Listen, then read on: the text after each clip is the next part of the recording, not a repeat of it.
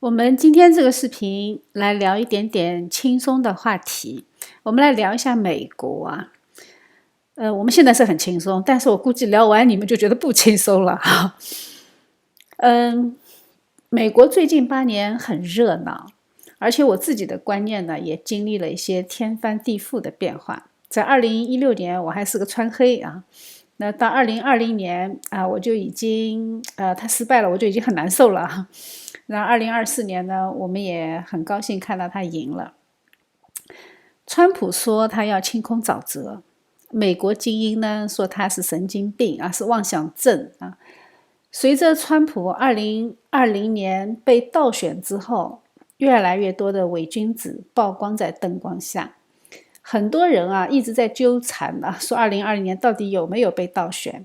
我们如果在那个时候呢，大家还是可以争论一下。但是到这一次2024年之后啊，我们从统计学意义上看就知道它是一定被盗了，因为民主党有多出来的800多万选票是没有办法解释来源的。特别是当 Elon Musk 跳出来支持川普的时候，我们才知道啊，原来美国政府对企业的干预已经到了非常变态的地步。X Space 它不是一个小公司啊，而且它还有国防部这个大客户呢。出于国家安全，它这个公司是不能够雇佣外国人的。如果雇佣的话，那就涉及到一些秘密的信息啊，一些加密的信息，后果是很严重的。但是根据另外一个联邦规定呢，企业一定要雇佣一定比例的非法移民，否则他就要被告。就是这两个非常矛盾的国家规定，硬生生的把一个资深民主党人逼成了共和党。而且我们还看到他的那个表现了，对吧？孤注一掷啊，和深层政府杠上了，一副你死我活的样子。这到底是怎么回事呢？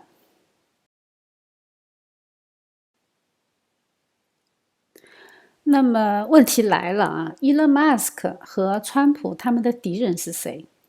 建制派是哪些人？华盛顿沼泽又是什么怪物？川普为什么会成为暗杀的目标？作为一个非常成功的商人，他为什么会从一个民主党的捐款人成为一个来砸场子的共和党人呢？这是我最近一直很关心的话题啊！我从2016年就开始思考这个话题，然后慢慢的开始，观念开始转变了。川普嘴巴里经常说要排干沼泽，这个就让很多人展开了阴谋论的联想。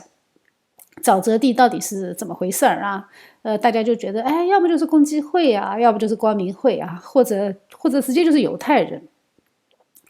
我们知道，在复杂的社会问题前，如果我们进行简单思维，把它归结成是某一类人的过错，这其实是人的一贯做法。但是它背后的那个灵肯定不是出于圣灵啊？为什么？因为我们都知道的嘛，全称肯定判断，那肯定都是假装上帝，对不对？我们以前分析过这个概念啊，所以我们要时时记住，每一个人都是不同的，每一个个体都是不同的。虽然我们凭感觉会知道这个社会好像出了问题了，而且问题还不小啊，但是我们凭自己的能力确实是分析不出来这个问题出在哪里。这样的话呢，就专门会有人给你一个很简单的答案啊，那无知小民就很容易去照单全收。我们不要这样啊，我们要仔细的去分析它背后的那些一层一层的原因啊，这样就可以帮助我们建立一个相对宏观的视角。我们今天就从一个很小很小的方面切入，去了解它，来认识一下这个世界的复杂性。为什么简单思维是不可取的？特别是当我们的国家的管理精英，当他们开始简单思维的时候，它是会产生非常灾难性的后果。川普新任命的商务部长，那个华尔街大佬啊，那个卢特尼克，他对这个美国的问题，他是着眼在联邦税之上，他是准备用税法，向税法来开刀的啊。我看他的一个采访，他说125年前，美国只有关税，没有个税。那个时候他们富得流油啊，他说那就是我们要回归的年代。所以我们今天呢，就从这一条线啊，从美国的联邦税啊，从这条线为主轴，我们来思想一下，我们来观察一下接下去美国的走向会是怎么样啊？而且呢，我们也来思想一下，它这样的走向会不会成功啊？有没有可不可以带来很大的改善？这是我们大家都比较关心的话题。既然是讲美国，我们就必须从美国的起源开始讲。美国的起源呢是五月花号啊，是一批清教徒为了追求敬拜上帝的自由，他们来到北美。这是1620年左右的事情啊。五月花号是1620年，但是在那之前呢，已经有一些人来到了北美的殖民地啊。到了1776年独立战争的时候呢，这个时候差不多已经过去150年了。这个150年是他们思想更新的阶段，在这个时间段里呢，他们实践信仰的敬虔，他们也开始培养了平等的观念。因为特别是五月花号登陆的那些新英格兰殖民地的那些人呢，他们没有从欧洲带来贵族阶层的理念，他们是在上帝之下人人平等啊，是上帝之下的一个自治团体。这个概念很深刻啊。美国南方呢，当时是有一些英国贵族的，所以当时的殖民地南北差异还是有的。但是呢，后来他们慢慢的这个观念都更新了啊，最后的基本理念大家都达成了共识，就是我们大家呢都是殖民地的新移民，我们都是上帝之下平等的。他们在这一场移民过程中，他们看到的共同点是什么呢？就是他们都是宗教迫害的产物啊，都是在英国、在欧洲受到宗教上的一些无法容忍他们继续生活下去，所以他们才远走他乡啊。所以他们后来起草宪法的时候，我们就很能够看出他们在宪法里面想体现出来的宗教自由和平等的良心自由的那些理念啊。同时呢，在这个150年当中，欧洲也发生了很大的变化，特别是他们的老东家英国啊。那个时候呢，他们就开始产生了自然法的理念。自然法它就产生了 nation 这个概念，就是国家啊，民族。这个词呢，它的词源是来自于拉丁单词 nature 啊，就是自然。这说明什么？说明制定法律是人性当中天然的一部分。人喜欢给别人定规矩啊，所以这个是他们就认为自然法是上帝放在人心中的。亚当管理园子，他也是需要有秩序的嘛，有秩序他就需要法律嘛，上帝也给他定规矩嘛。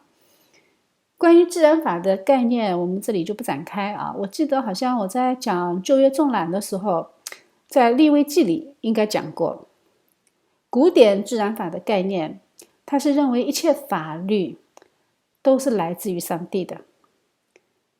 他们通过观察就发现那个世界啊，这个世界上当时啊，他们就认为这个世界上有2种国家形态，2大类啊。别看它背后的体制不一样，但是总体就是2大类。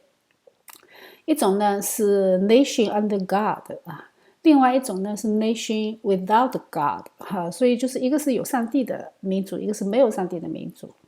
他们给自己的定位呢，就是他们想做山上之城，想做一个上帝之下的国度。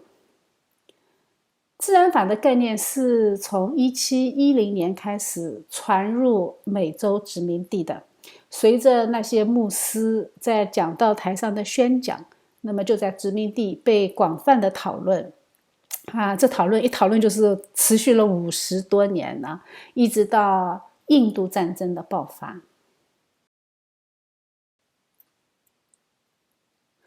我们在讲殖民主义那一集里提到过这一场战争，它是发生在1763年呢，英国和法国打仗了。打的是印度战争啊，起因呢是发生在印度啊，殖民地纠纷嘛，但是后来又波及到北美殖民地。这场战争我们不讲了啊，反正总而言之告诉你，英国打赢了。但是这场战争呢，对英国和美国它都产生了非常深刻的影响。英国打赢了战争，它就消除了法国在北美殖民地的影响。本来嘛，法国人在北美殖民地还是有一点的势力的嘛，老是和英国人冲突啊。这次打赢以后呢，在北美的法属殖民地就归英国了。也就是说，北美殖民地上的法国敌对势力被剪除了。这个时候，英国的思维模式它就转变了啊。以前北美殖民地是英王签发的特许证嘛，是让他们自治的。但是现在不一样了，现在这个时候英国已经君主立宪了，英王签的协议，议会通过就可以修改了。他们呢就修改了税法啊，要求北美殖民地交税。理由呢很简单啊，就是因为我们保护了殖民地啊，我们为你们打仗啊，对吧？所以殖民地也必须为我们的保护去支付一下成本。那美国人也不傻的，对吧？当时殖民地上的人，他们的思想也发生了转变，他们觉得，放眼未来啊，法国的威胁都已经没有了，那你保护我什么呀？对吧？我们不需要你保护啊。看到没有？狡兔死，走狗烹啊，大家想法都差不多啊。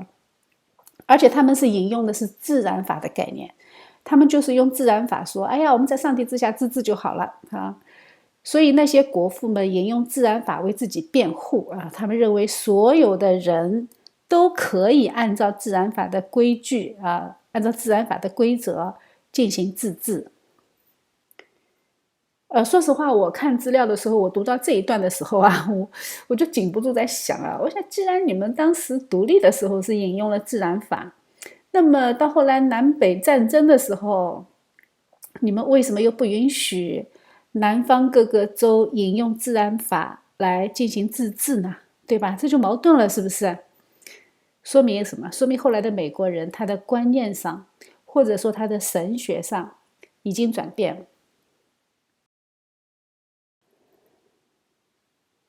印度战争导致的直接后果就是税收冲突，殖民地抗税啊。虽然事实上好像它的表现好像是这样，但是它背后我们分析过了，它有更加深层次的原因啊。我们在讲美国历史的那一段讲过啊，分析过，美国人他不傻的啊。其实那个时候啊，那个英国向他们收的税是很低的，是象征性的啊，全年收了1400镑啊，1400英镑嘛。所以为这一点点小钱打一仗，这是不可能的啊。独立战争背后的原因有很多啊，它有立法权之争，主要是立法权之争啊。当然了，也有法王路易14在后面的那路易16在后面的挑唆啊。那当然了，还有殖民地作为一个新成型的追求经济发展的社会有机体，它背后的一些经济松绑的诉求。因为那个时候英国它不是有贸易保护政策的嘛，那个贸易保护政策呢就规定北美殖民地的产品是不能够自己直接卖给其他国家的，你必须卖给东印度公司啊，就是英国统购统销。那美国人从南美那些国家买茶叶，它就算是走私了。这种政策对殖民地初期啊，就是那个时候经济体还很小、很弱小的时候呢，这个政策是挺好的，是保护他们。但是等到殖民地壮大了，那经济体天然的他就想扩大贸易范围，到这个时候呢，这个规定反而成为他们反对的对象啊。这些内容我们以前都讲过，对吧？我们再稍微复习一下啊。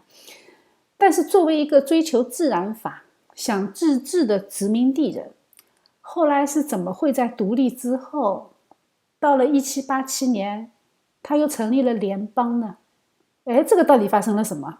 而且时间过去也不长，对吧？也就10年时间。事实上啊，独立战争之后，美国面临了一些非常非常实际的问题。独立之后的州权很强大，民意汹涌啊，大家都很膨胀啊，觉得自己没有君王，对吧？大家当家做主啊，就抖起来了。在1780年的时候，殖民地当时社会非常动荡，经济也非常不稳定，因为英国对他们的产品不再统购统销了呀。那新的经济模式呢，它还没有形成。但是我们以前讲过啊，加尔文主义者最喜欢干什么？那就是干立法这个事情，对不对？当时的州政府，它的形式很简单，它就是简单大多数，就是大多数政府啊，人多力量大嘛。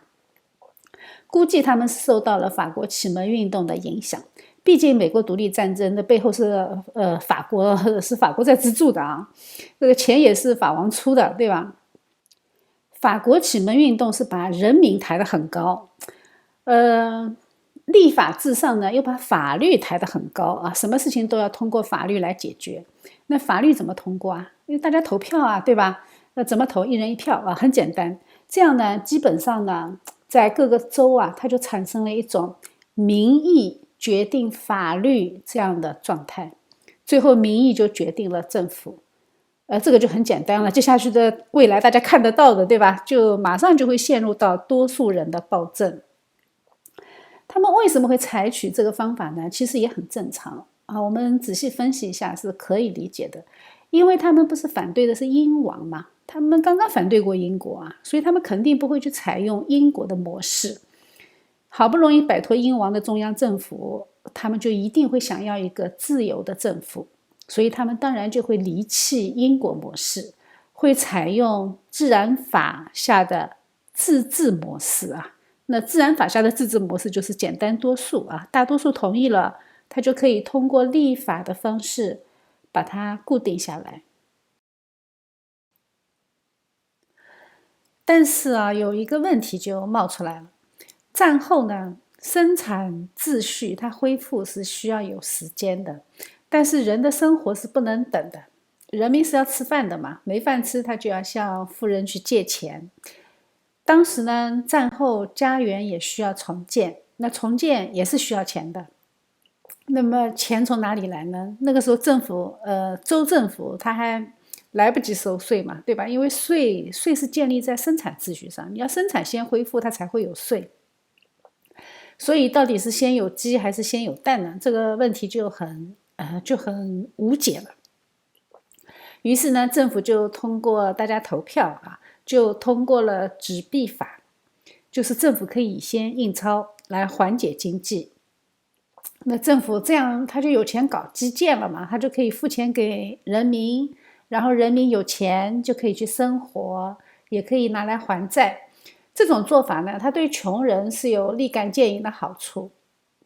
那穷人是大多数嘛，对吧？那投票就同意了。但是对富人来说呢，这不是一个非常好的选项，因为穷人他用纸币来还债，这个就侵害了债权人的权益。因为随着政府印纸币越来越多，他的纸币就会贬值。那他如果用纸币来还债，他就违反了自然法，影响了公平的原则。自然法是什么？自然法就是我借你什么，你得还我什么。我不能借你一头牛，你还我一只鸡，对吧？债主借出去的时候，他是硬通货，结果收到的是天天贬值的纸币，那他当然不高兴。这样呢，穷人和富人之间他的对立情绪就越来越强烈。殖民地州呢，其实一点也不太平。这不是某一个殖民地的问题，是基本上各个州啊，或多或少都有这样类似的问题。特别是当穷人一多的时候，他们变成绝对大多数的时候，那多数人他就想通过投票来废除债务问题啊，说白了就是想违约了啊。这个就太直白了，他就直接侵害了债权人的权利。这个时候呢，多数人的暴政这个效果就显现出来了。那债主当然也不肯啊，对吧？但是他们在人数上又不占大多数。这就让我们看到简单多数政府它制定出来的政策是很局限的，因为它是只根据民意嘛，根据当时的民意，它并没有对这个政策可能产生的长期的影响进行全面的、深刻的评估，所以他非常不谨慎，他都是头痛医头，脚痛医脚的。在麦迪逊在他1787年写的一篇文章里面，他说州政府有11个恶习就是有11个非常非常不好的这种州的那种行为。他其中列举了最重要的问题，就是法律正在伤害公平。法律经常频繁的变动，它不断的修订，经常制定新的法律。为什么？因为法律代表民意，而民意呢又经常变化。那个时候殖民地它的人员流动很厉害，而且新移民的输入也很多。那新移民来了，凑满一拨人，他们就可以修改律法了。这样呢，就导致州法实在太多，而且变化太快。移民人口结构的改变，新的多数派就非常频繁地进入立法系统，人员经常变化。有的时候大家屁股还没坐热呢，换法律了他又换人了。整个州政府简直就是无所适从，他就陷入了法律体系下的无政府状态。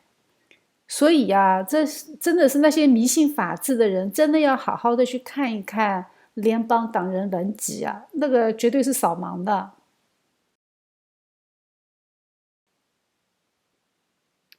这样呢，独立之后的各个州其实也过了相当长的一段动荡的岁月，他们其实治理的也挺悲催的。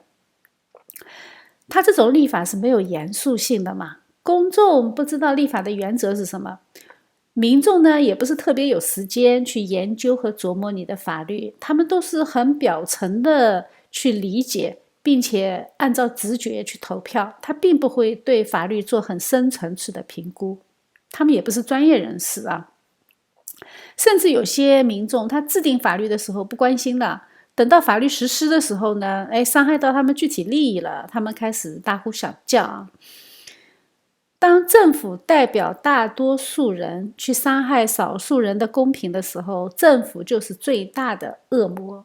为什么？因为政府它本身没有位格，政府这两个词下面隐藏的是每一个鲜活的个体。所以当大多数人集合起来去伤害少数人的公平的时候，其实是大多数的恶，而不是政府的恶。那么当大多数人都藏在政府这个面具之下去侵害少数人的公平的时候，共和的基础就动摇了。大多数人并不能够代表正义。杰弗逊本来就是个民主小清新他是很喜欢地方自治的。结果他在1779年到1781年做了2年的佛州州长这个一下子就让他清醒了很多他就不再支持这种纯粹的多数人的公平。这些经历对他们后来建立联邦影响特别大，因为你不坐过那个位置，你没有经历过那种混乱我估计他们都是不会清醒的，因为人都是把别人想得很好，或者说把人性想得很好，对人性过于乐观。他们后来在联邦立宪的时候就知道，虽然政府的成立需要民众的同意，但是同意并不是唯一的条件，它不是充分必要条件，不是唯一的，因为它不充分。他们得出的结论是什么？是因为人民有同意不公正法律的能力。这句话说得很文明你把它说大白话，就是人是会干蠢事的，人越多干的事情就越蠢。我们在讲群众运动那一集里面分析过了在群众运动里面，人的智商是集体下降。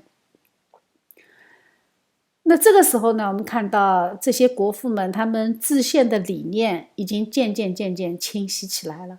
制宪其实就是他们开始从共和热情走向了共和清醒。乔治华盛顿他在1786年8月15号写给约翰的一封信里，他就说到州政府的问题他说他们的问题就是对人性太乐观。联邦的初始设置呢，它就是联合意义上的，它更加的是体现了一种联合，它更是一种外交上的主权啊，它不是一个具有独立主权的实体，它更倾向于外交上的。United States 它的重点是在 States 啊，所以国会可以通过立法，但是州呢是有权选择是否遵守和接受联邦的法律，所以州权其实也是很强大的。联邦政府呢，它其实只有2种职能，我们以前讲过的啊，一个就是国防，一个就是商业。因为商业你是需要互通的嘛，需要有统一的规则，所以商业契约的地位必须是一样的啊！你不能说我在佛州签了一个约，我在加州就没地位了，这不行啊！而且度量衡统一啊，破产法、商业法全部都一样啊！而且为了更好的去完成这2大职能服务呢，有一些联邦机构它需要在州的属地上进行运作。比如说邮局啊，邮局它是联邦的嘛，但是它必须设置在各个地点、各个州的各个乡镇啊。还有一些是军人的驻地啊，那军人驻地它也是归联邦管，但是它驻扎在具体的州的那个各个地方。那个时候呢，还没有华盛顿 DC 这样的一个联邦的庞大的一个地块啊。但是我们在阅读联邦党人文集的时候，我们可以很清晰的看到这个10年里面他们的沉痛教训，他们也确实经过了很多反思，所以后来在制宪会议上的时候，靠着上帝的恩典，他们努力的去规避这种简单多数的民主暴政。这个在当时确实已经是最好的选项了，所以这个10年的混乱对他们来说绝对是值得的。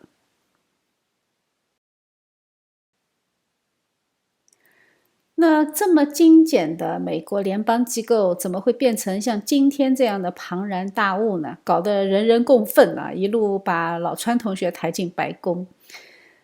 这个过程其实很复杂啊，我们也不可能一次性的全部展开讲。我们今天就选择一个小小的窗口来解读它。我们今天呢，就来看一下美国的税制啊，为什么？因为税是很好的可以反映一个国家的真实的状态。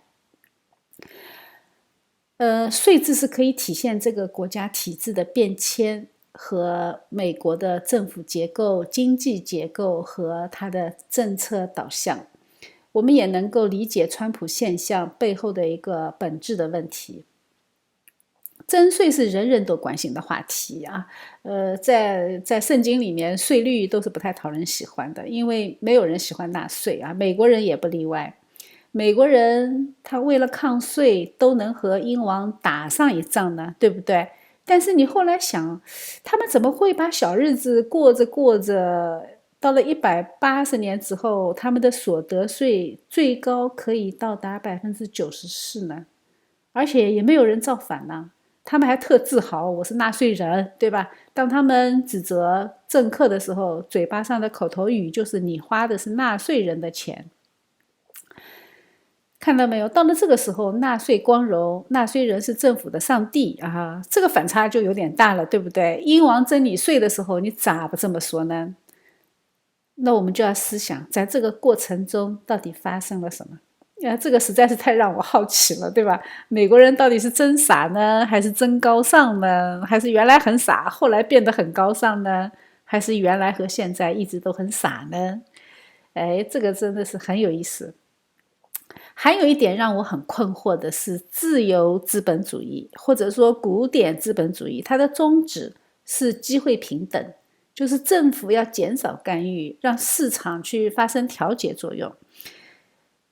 换言之，就是大家起点都一样啊，上帝造你啥样就啥样，大家机会一样，富人穷人政策是一样的。但是我们从美国的税制上，说实话，我们看不到这一点。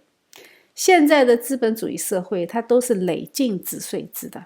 累进制，那就说明收入越高，交税越高，这就不是机会平等了。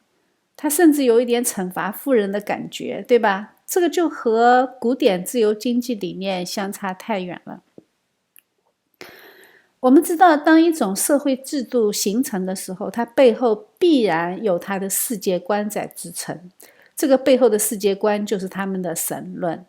这个我们以前有一节课专门讲过啊，世界观就是他们的神论，无神论也是一种神论。所以我们今天呢，就仔细的来分析一下美国的税制，来看一下美国联邦体制的变迁。西方的政客嘴巴上最喜欢挂的两个词就是纳税人和选民，这两个概念之间它有天然的紧密的权利义务关系。关于税收啊，它和权利是天然捆绑在一起的。你想想看啊，谁不想收税啊？我也挺想收税的，对不对？可惜没有权利收。我要是上你家收税，估计得被你打出来啊。没有权利想收税，门都没有。自古以来，西方封建制度下，国王能够征税的金额是非常有限的，他只能从自己的领地上收啊。自己手下的贵族，他向国王只有军事效忠的责任，税收的责任是很少的。而且他的税收呢，也只不过是帮助国王养家啊，你绝对养不了军队啊。所以封建体制下呢，国王没有常备军。有些国王他还没有贵族赋呢，而且呢，国王他只能向自己的封臣收税，封臣的封臣他就收不了了，就不归他管了。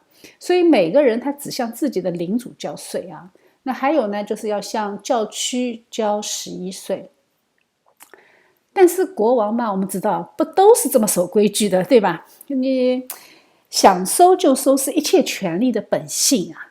中国古代的税收就是这样的嘛，你不要看老百姓家里好像有点钱，但是只要皇帝想要，随口一说，他就能够想出一个法子刮地3尺啊。百姓都是金钱的临时保管员啊，暂时在你家放一放，最后都是皇帝的啊。英国呢也曾经出过这么一个二愣子啊，他就是无帝王约翰。我们在讲教会历史的时候讲过他。就是那个内战内行外战外行的那个啊，老想着和法国干一架，这个愣头青。但是打仗是要花钱的，这种无厘头的战争，贵族是拒绝出征的，所以他就只能花钱买雇佣军啊。那钱不够怎么办？那就是他的梦想，随意征税啊。结果英国贵族不答应，贵族起来和国王抗争啊，差点把他给废了。结果呢，教会出面干预啊，最后呢就签了1215年的大宪章，规定国王不经过下议院的同意，不能够随便征税。我们要注意一个细节啊，是下议院。下议院是民选的，不是世袭的贵族院。那上议院是世袭的贵族啊，下议院是民选的精英。也就是说必须全民同意啊，那基本上就是国家有难你才能够全民同意征税啊，这个难度就相当高了。但是那个时候的投票权呢，它不是人人都有的，必须是有财产的人才能够去决定这个财产怎么花啊。没有钱的穷人他是没有权利去规定富人的钱怎么折腾。否则我可劲儿的折腾富人，对吧？帮你们散尽家财，我才开心啊！这就是人性嘛。但是即便如此啊，财产所有权和纳税的义务之间的天然关系，将选票和纳税天然的联系起来，这就是它必然的结局。纳税权就等于投票权。但是你要知道我们是什么人，我们是罪人，对不对？纳税权我可以不要啊，但是投票权我必须要有。早期的英国人呢，他还是很聪明的，他很清晰的认识到人性，所以他绝对不会开这个口子的。但是呢，这个制度有一个漏网之鱼啊，就是北美殖民地。北美呢，它本来算是英国许可和支持的一种垦荒运动的一部分啊，它是享受免税政策的。但是当北美经济体慢慢长大了，慢慢成型的时候呢，英国觉得养大的孩子你应该为家庭做贡献啊，于是就规定他们应该向英国交税。但是呢，殖民地在议会没有代表，而且呢，有了代表也不解决问题啊。我们以前讲过的嘛，你数学题还是会做的，对吧？代表英国本土利益的有200票，那你说给我2个席位有什么用，对不对？所以呢，无代表不纳税这个口号啊，就越来越流行。表面上看是税的问题，但是本质上呢，还是立法权的问题啊，是选票的问题。这个宣传呢，持续了整整20年，最后导致战争的爆发和美国的独立。独立之初的美国，它是沿袭了老东家英国的税制，参众两院呢都是由选民直接选出来的。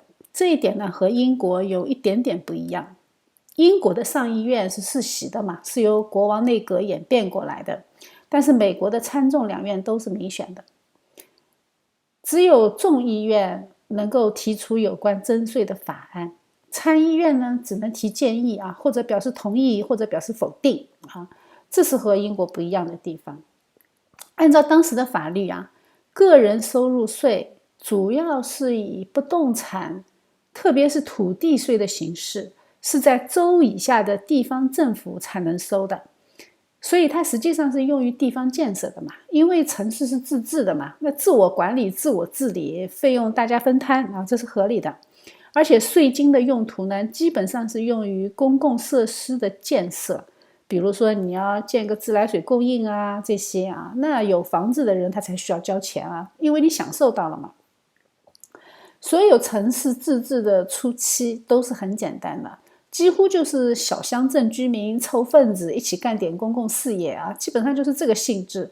所以投票仅仅是限于有房阶级，因为你交了不动产税啊，所以你就有资格去投票来决定这个不动产税怎么花、怎么开支啊。后来我们知道开始人道主义了，对吧？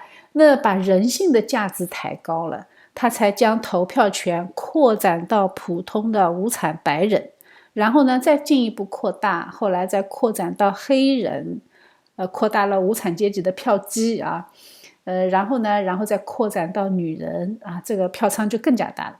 女人一投票呢，就从政治上将家庭拆开了。其实当时大部分女人对投票权并没有什么兴趣啊，但是背后还是有资金不断的在做宣传，而且他们提出来的投票的理由很有意思啊。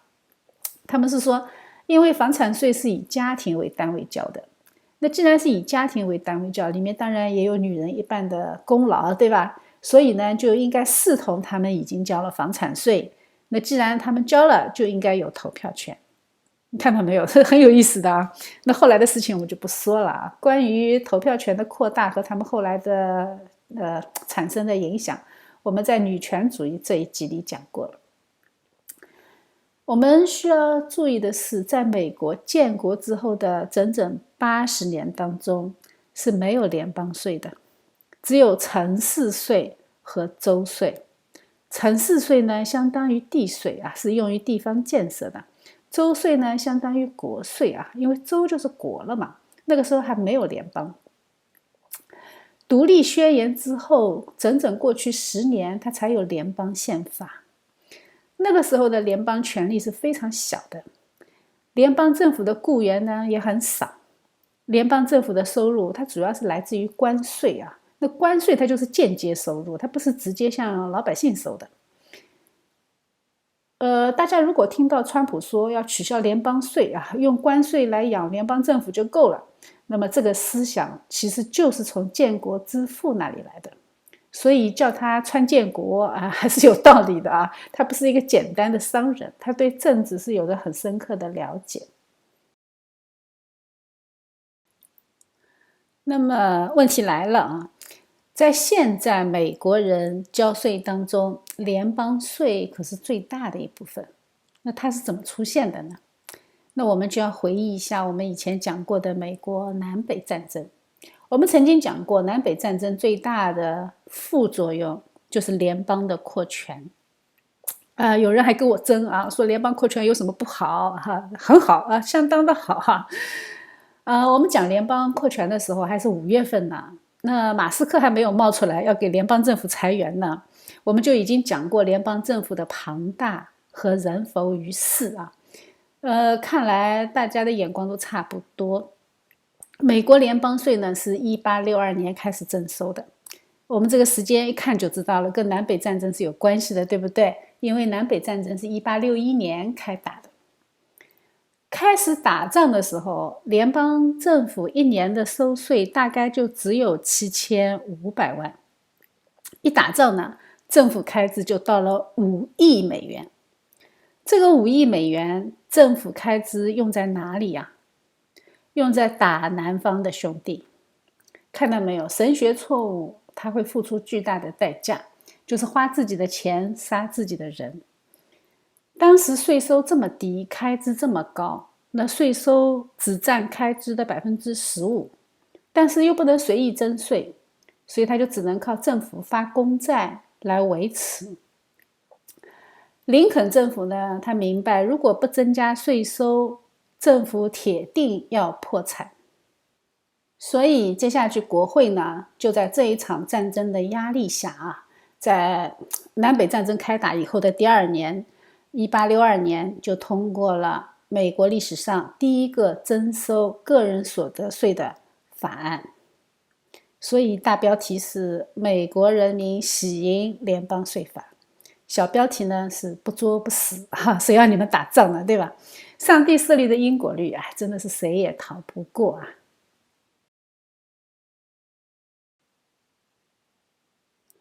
联邦税法呢，采取的是累进制所得税啊。那个年收入600美元以下的人是免税的，600到1万的收3%，超过1万的收5%啊。那看起来好像也不高，对吧？大部分穷人也很高兴啊，对我们影响也不大，对吧？我们反正也没那么多钱呢。如果富人嘛，哎呀，他出点血也很正常。这是普遍的心态啊。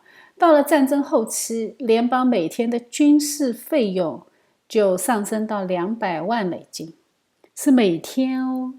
所以国会呢只好再一次增加税收啊，将5000美金以下的收入税，上升到5%，5000到1万呢收7.5%，7.5%，1万以上就收10%，本来是5%嘛，直接翻倍啊。这个方案大家都不太有意见，为什么呢？因为就算它这么高啊，在当时也是只有10%的家庭需要交所得税，大部分人还没有那么有钱呢。再说又是战争时期，所以反对的声音不那么强烈啊。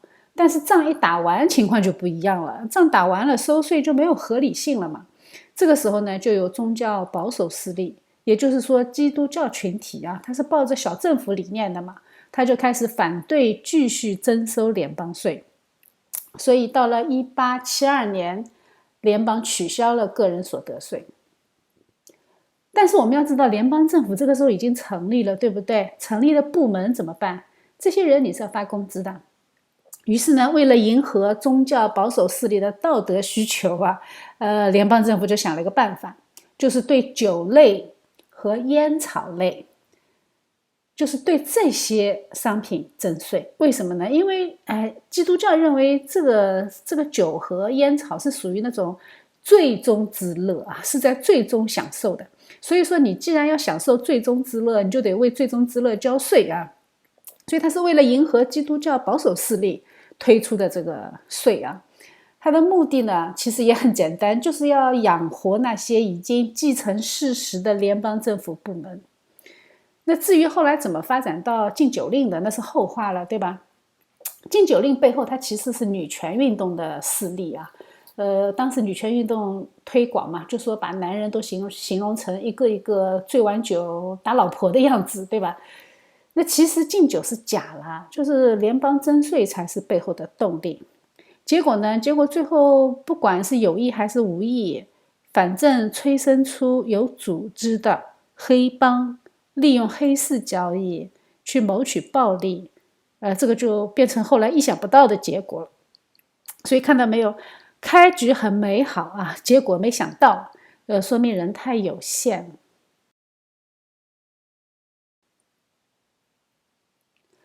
对烟酒收税，这是什么税？这是消费税，对吧？消费税它是间接税，它不是直接税啊。但是我们知道，一旦涉及到钱财，人当然不可能全部都是小白兔嘛，各种势力那是需要博弈的。当联邦政府的税收集中在间接税，也就是在消费税上的时候呢，穷人就不答应了。穷人认为，本来在累进制的情况下，我是可以不用交税的，但是现在是消费税了，那消费税我穷人抽个烟和你富人交的税是一样的，这不公平，对吧？于是呢，这一部分人就开始推广平民运动啊，就主张要降低政府的消费税，重新采用累进制的所得税制度。国会呢也曾经在1894年试图重新征收所得税，理由呢是很高大上的，因为这个时候开始推行公立教育了，就是由联邦来建学校啊，所以联邦建学校需要钱呢。但是反对的人呢，就把这个官司一直打到最高法院呢，就控告联邦政府，你不能收直接税啊，你如果收直接税，你就违宪。以前是南北战争时期，那个是特例，对吧？但是你现在居然想收直接税，你想把它当成常态，这不行啊！而且这场官司打到最高法院，最高法院居然也是支持他们的，是反对政府的。不过呢，经过这一场争执啊，后来两股势力还是博弈了，最后在1913年，然后美国在1913年通过了宪法第16修正案。这个修正案很关键，它将征所得税的权利赋予了国会，这就确立了今天联邦个人所得税制度。国会从此就开了挂。我们大家一看时间就知道了，对吧？1913年，这个时间很关键。为什么？因为这一条修正案一通过啊，第一次世界大战就爆发了。如果选民知道接下来要发生什么，我估计他们打死都不肯通过的，对吧？在一战前，税率是免税额是$3000啊，超过部分是收1%，超过50万才收6%。结果呢？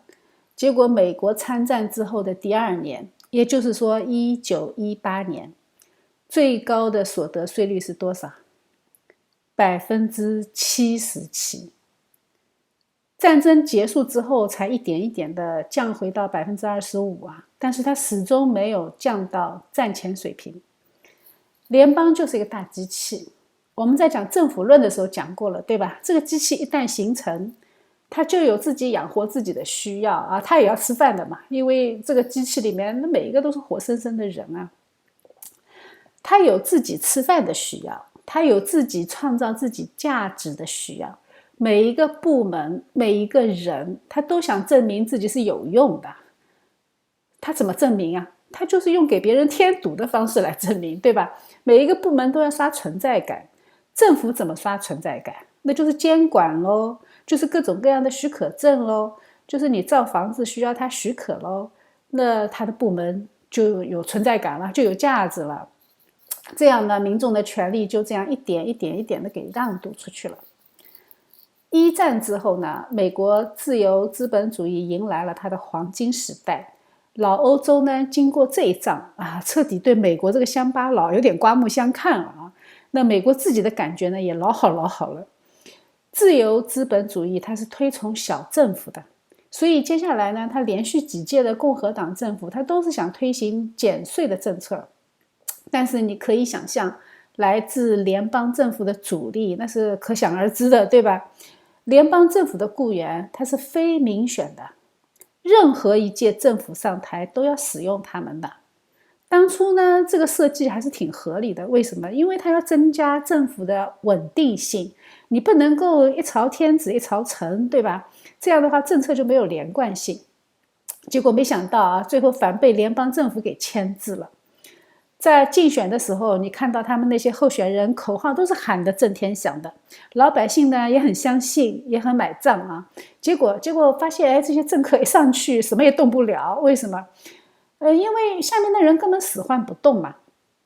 这种情况在30年代就有了，不是2016年川普才遇到的，只不过川普遇到的是一个放大版。联邦政府累积了100年，部门呢现在已经有428个了，雇员呢多到你根本数不清。这一股盘踞在人民和三权之上的联邦势力，已经大到盘根错节、互相掩护，谁也动不了的地步。谁敢动啊？他就给你吃花生米。话说1920年代的美国，它还是有好几届保守政府的，他们也曾经试图想减税啊，但是没想到的是1929年就爆发了世界性的经济危机。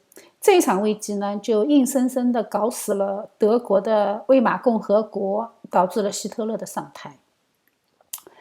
任何危机啊，它都会导致强人政治。法国宪政危机后来导致拿破仑军人上台啊，最后全欧洲都跟着倒霉。德国也一样嘛，上台的强人也是个疯子啊，那全世界就跟着倒霉。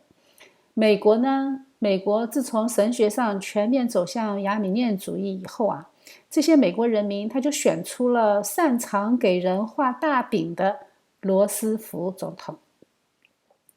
1932年这个时候新上台的民主党政府就开始推行新政，最主要的政策呢，就是对富豪开始大幅度的增加税收，最高的税率升到75%。哎呀，那个时候的报纸很有意思啊，那个报纸上面还有点幽默精神啊，他这个报纸就讽刺罗斯福，说他每天餐桌上吃的菜叫做生烤百万富翁啊，就是看今天又考谁了啊，一点也不夸张。二战的时候最高的税率超过90%啊，好像94%吧。你赚10块钱，你最后自己只能留几毛啊，这是什么概念呢？这可不就是做义工了嘛，对吧？我赚钱纯属爱好啊，和利益无关啊。当我们以为二战之后的税率是不是会像以前那样再降下来，事实告诉我们不可能。因为联邦自肥它就已经成为一种惯性，它停不下来了。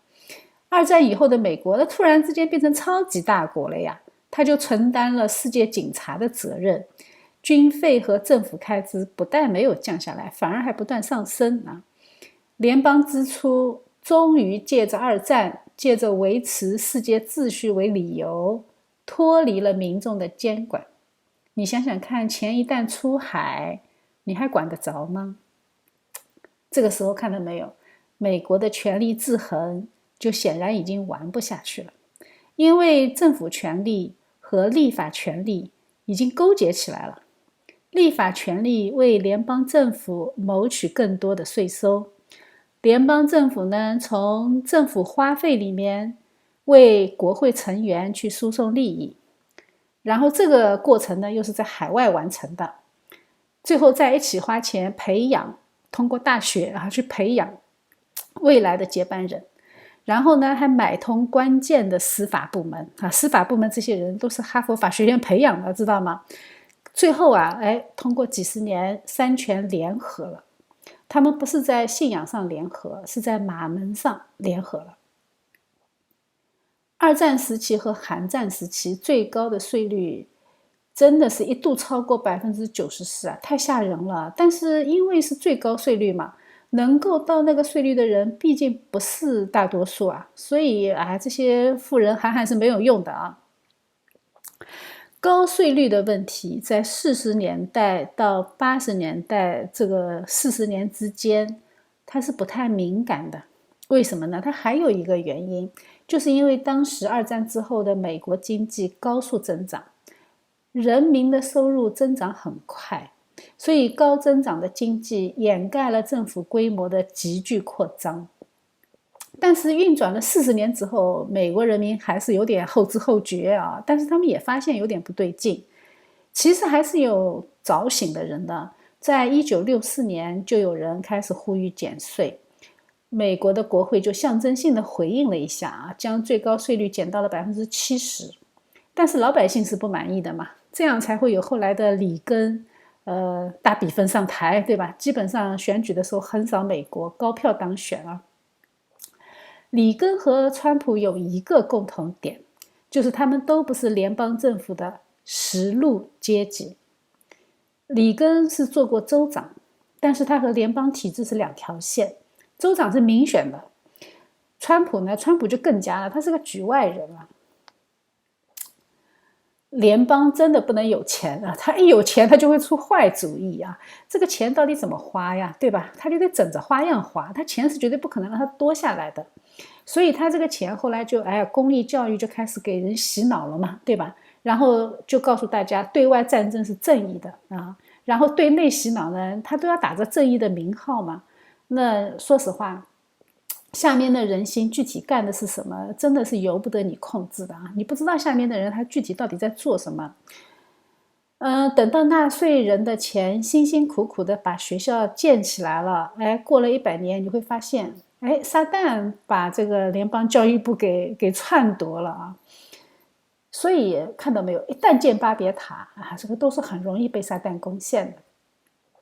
杜威的进步主义教育理念推行的时候，那个时候还没有联邦教育部呢，就是因为他的理念获得了大量的认同啊，大家都自动帮他去推广啊，大家普遍认同了，然后才会成立教育部来进一步的巩固他，去宣传他，去实践他的教育理念。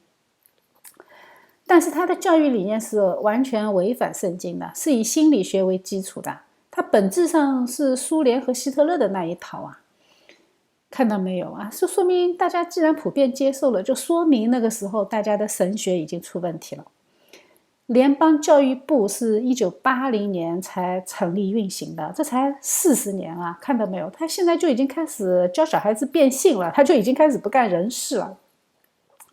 我们这样就能理解川普为什么要解散联邦教育部啊，因为他确实不干好事啊。他从成立的第一天开始，他就要干嘛？他就要证明自己存在的价值啊！所以他就总想着把孩子的教育权从父母的手里夺走。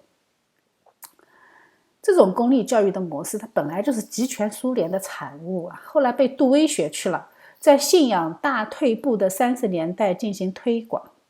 神学上浅薄，对人性不警惕，它就是会祸害后代的。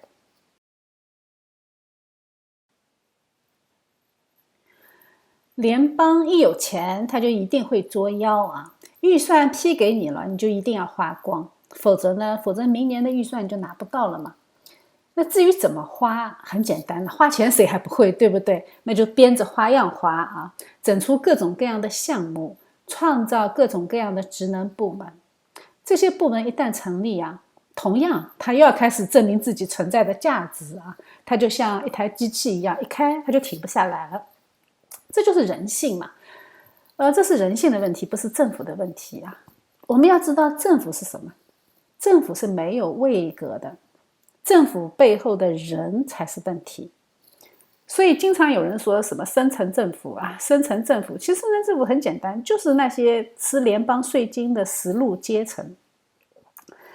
因为他们有既得利益，所以他们互相掩护，互相利益输送啊，大家都已经很默契了，谁也不会去掀桌子，你也不可能去掀桌子，因为你自己的饭碗就在上面呢，对吧？你维护它还来不及嘛。这就是为什么华盛顿 DC 的人96%的票是投给民主党的，因为民主党是他们的利益代言人。当联邦机器大到一个地步，联邦的在编人员和他们控制的金钱可以任意的收买人心，权力可以大到决定选举的时候，所谓的民主就已经名存实亡，共和呢也不再可能。而且每一次的联邦扩权，它是靠什么？我们以前讲过的，是靠危机啊，没有危机就制造危机，对不对？南北战争的时候，联邦扩权了一次，后来虽然又有点消减，但是后来我们知道发生了全球的经济危机啊，那罗斯福又扩张了一次。罗斯福任期的时候，联邦扩张是很夸张的。他上任的时候，联邦政府只有15个常设部门，公务员的总数只有1000多个人，但是他一口气增加了69个直属的、直接隶属的，就是直接隶属总统的行政部门69个，公务员总数到了1万多个人，这个时候增加了整整10倍啊！后来呢，只要是民主党任总统，他就一定会花样百出的去设置奇奇怪怪的行政部门。现在都428个了，对吧？很多部门你这辈子都没有听说过啊！而且他们的职能互相之间交替覆盖，重复执法。业务上呢，多重管理，互相踢皮球，效率极其低下，而且是多头重复管理。多头重复管理它有一个什么问题呢？就是权力谁都有份，责任谁都没有啊！它这样就成为美国社会巨大的癌症肿瘤，它的总人数已经根本无法精确统计了。那么要维持这个庞大的联邦怪兽，最重要的武器是什么？那就是税收啊，对吧？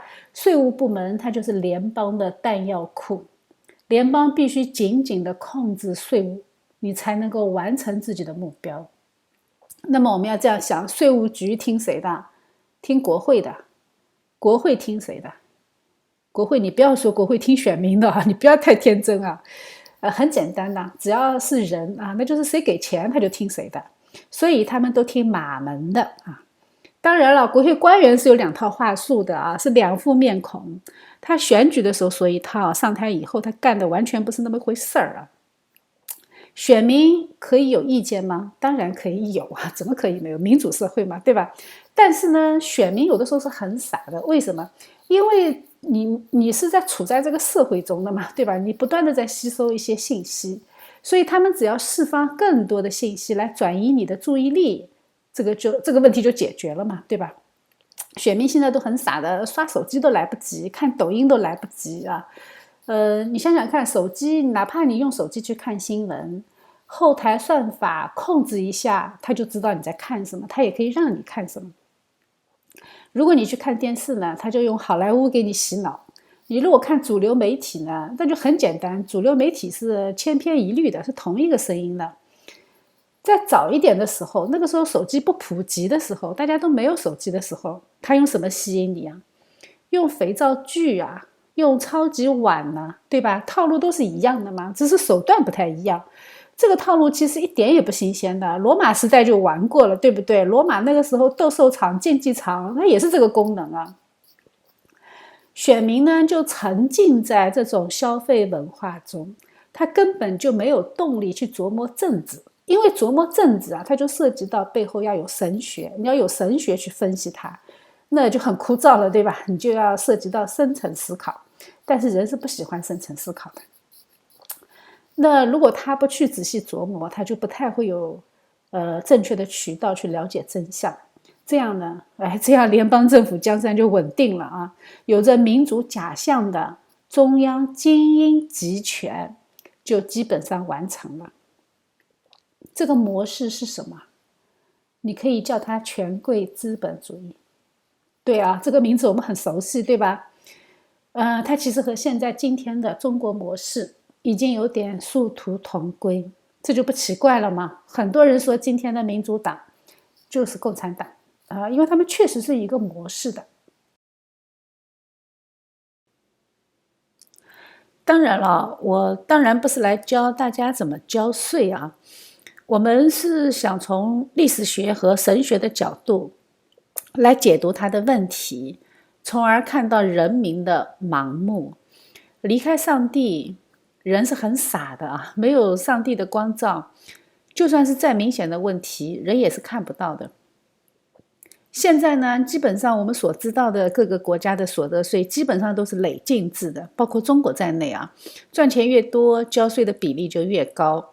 其实这个规定呢是相当奇怪，为什么呢？因为我们知道美国它应该是古典自由资本主义的拥趸者，至少在它的立国之初它是这样的，甚至英国也是这样的啊。那自由经济的核心是机会平等，累进制税制它其实就是一种变相的不平等。它什么意思呢？就是在机会上啊，我们是资本主义，我们是古典自由资本主义啊，我们强调平等，人人机会都一样。但是看到没有，在累进制的税制上，在结果上，他们又强调了不平等，赚得多就要变相受惩罚，这个是不是很矛盾呢？但是他又是用很好听的名字来包装的啊，他是说赚钱越多越要回报社会。但是谁告诉你回报社会的方式只有交税这一种呢？如果有信仰的话，他可以用捐款的方式，让教会去拯救更多的灵魂啊，由教会去做慈善，他就使人得到好处的时候，他会知道这个好处是来自基督，对吧？他就会被基督吸引，这样呢，会大大的增加人听到福音的可能性。那退一万步讲啊，哪怕他就是一个不信神的人，他是一个企业家，但是他不相信神，他出于自己的欲望，他把自己有的钱、有的利润去再投资、扩大再生产，他其实也是一种回报社会的方式，对不对？他可以雇佣更多的人啊，可以去做更多的科研，可以有更多的一些新发明，对吧？它都是回报社会的一种方式。为什么一定要交税呢？交给那些非民选的官员，由着他们去随意分配呢？这不就是把他们放在试探中吗？就是属于让他们去滋生腐败，允许他们滋生腐败，这就是挑战人性啊！把官员想象成好像他们都很有道德、很纯洁无瑕的样子，这本身就是神学上的不及格。这就是亚米念神学天真的地方，他们把人性都忘记了。美国最近曝光的滥用财政的情况，那简直就成了一个世纪大笑话啊！大家如果注意一下新闻，你去查一下就知道了。当大家通过集体投票，通过累进制税法的时候，其实就是大多数穷人合计抢夺富人，其实就是这么一个行为，而且他还是用立法的形式赋予它合法性。和这个类似的一个法案其实就是反垄断法。反垄断法其实很早就有了，其实在那个威廉一世征服英格兰的时候，其实那个时候就已经有原始的反垄断法，它的初衷都是好的。垄断确实是不好的，对吧？垄断它阻碍了小企业的发展空间，甚至阻碍了一些在大型灾难面前，当时如果你囤积粮食，抬高粮食价格，这个会引发人道灾难的。所以基于这个原理呢，它是要反垄断。但是呢，当资本主义社会成熟以后啊，你如果一旦反垄断法出台，它就等于限制了自由市场的决定。这样呢，它就会产生一个叫反垄断悖论。有一个很有名的教授，他就专门写了一本书叫《反垄断悖论》。什么时候支持市场经济，什么时候又要开始反垄断干预市场经济，怎么样取舍，怎么样决断，怎么样提起诉讼，这种取舍权它就落在了政府的手里。那么当政府的这些组成人员他们没有信仰的时候，他做的事情就不会是以利他作为出发点，那么这个政策就非常有被人控制使用的空间。那就很简单了，上有政策下有对策了，对不对？隐形的垄断其实是很容易的，而且非常容易在法律的掩护下进行，因为人是活的嘛，人是会想办法的，对吧？他会借着大型资管公司对公司进行间接控制，他这样就可以规避垄断的指控。为什么呢？因为这些资管公司啊，它原则上说，它只是对这个公司进行金融投资，它表面上它是不参与公司经营的，它这样就可以规避垄断的控诉。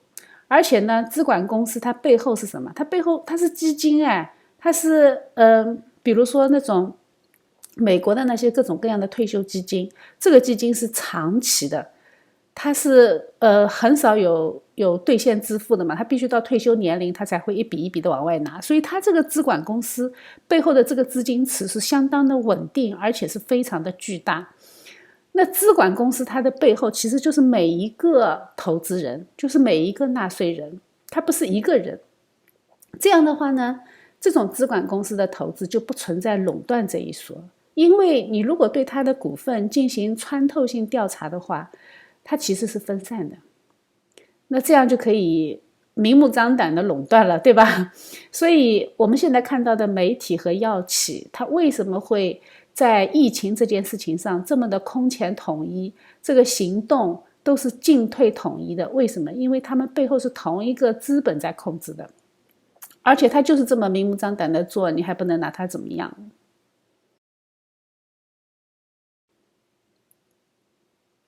其实啊，一切社会议题背后都是神学议题，神学缺失了，教会就会衰微，那社会问题它就一定是无解的。为什么？因为所有的社会议题它背后都是人心，而怎么样解决人心啊？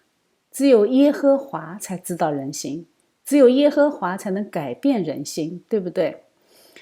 由罪人组成的政府，它不可能成为社会的良心。政府它有管理的职能，管理它有一个巨大的特征，它就是天然是实用主义的，它必须是思考是用实用主义作为导向的。他今天缺劳动力了，他就去引进移民，明天移民引起社会问题了，他赶紧调整政策，要开始驱逐移民，这不就是加拿大现在在干的吗？实用主义它天然就是短视的，它不可能看得很远啊。实用主义一定是解决眼前的问题，什么着急它就解决什么。那关键是什么？关键是请神容易送神难，对吧？你请和送你都是要有成本的。你移民招进来，你只要打开国门就可以，你送走那钱可都是纳税人负担，对不对？况且人家如果不走的话，你还抓不着他。你给他发一张驱逐令，人家把驱逐令一丢，该干嘛干嘛，对吧？所以说，政府他在考虑劳动力不够的时候，他居然很轻易的打开国门，让非法移民入侵，这本身就是政府完全没有远见的结果。而且针对任何政策，世界上的人一定是同时至少存在两种意见，至少两种啊。如果一旦进入到辩论的话呢，那大概率是无法得出结论的。除非像加拿大一样啊，在生活的具体层面上，移民危机已经表现出来了，对吧？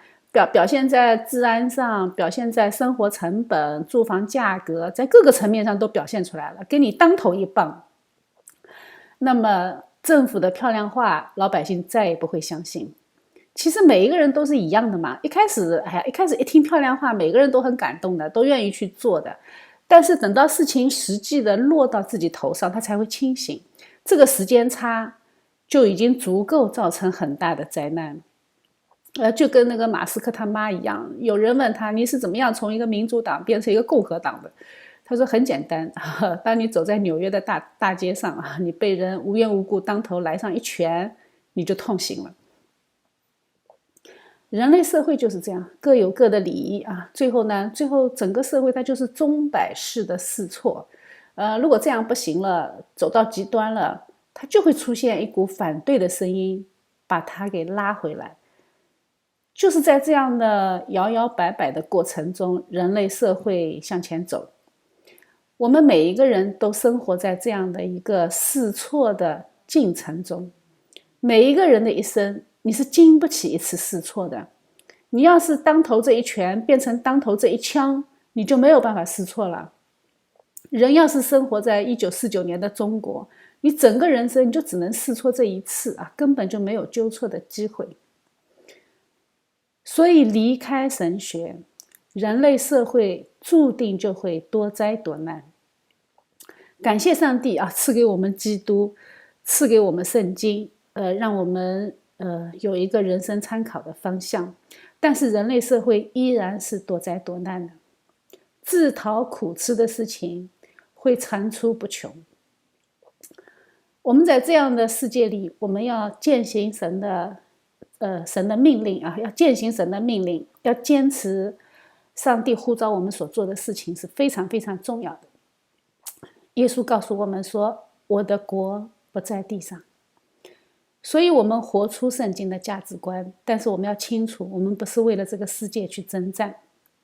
有了基督，我们看到人类社会可以活得相当有尊严，但是我们始终要记住啊，完全公平和完全慈爱的社会在这个世界上是不存在的。但是我们依然有从神而来的命令，我们要用信仰的态度来竭尽全力的爱人如己。我们必须去操练，去实践这样的命令。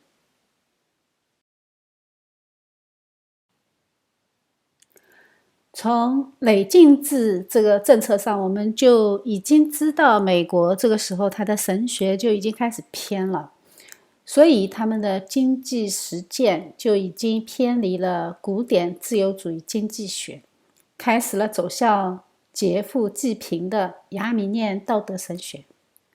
所以它具体的表现呢，就是福利主义啊，就是大政府理念。美国的税务制度是非常非常糟糕的，糟糕在什么地方呢？就糟糕在谁也看不懂。联邦所得税现在是美国财政收入的大头，几乎占全部税收的一半。其他的什么公司所得税啊、社会保险税啊，包括货物税啊，加起来全部另外几项全部加起来才和它差不多。如果我们把联邦所得税和社会保障税这两项加起来的话，那几乎到了90%多。货物税啊，货物税在1994年的时候只占所有税收的4%，可见啊，这是一个巨大的怪兽。联邦所得税它缺乏效率，而且也缺乏公平，而且还十分的不透明，非常复杂。它给美国经济带来的损失直接大于联邦政府的预算赤字，甚至还大于美国庞大的国防开支，也大于美国社会保障的花费，甚至比美国所有50个州的预算总和还要大。这是说，为了收联邦所得税所带来的经济损失已经超出了你的想象。你可能觉得很奇怪，这不就收个税吗？还不简单吗？怎么还会带来损失呢？对不对？这个问题呢，我们就来看一看啊，它到底是怎么样损害美国经济的。联邦税法对美国经济有大大的害处，这不是我说的啊，这是经济学家的共识。我们呢，先从天书一般的美国联邦税法说起。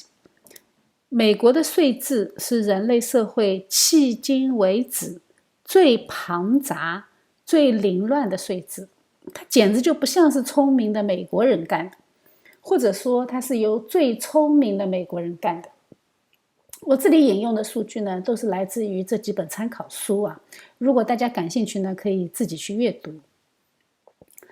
按照1994年的税法版本，一共有205章，有1564节，它是大开本啊，小字号大开本，密密麻麻的，印了2大卷，一共有1400多页。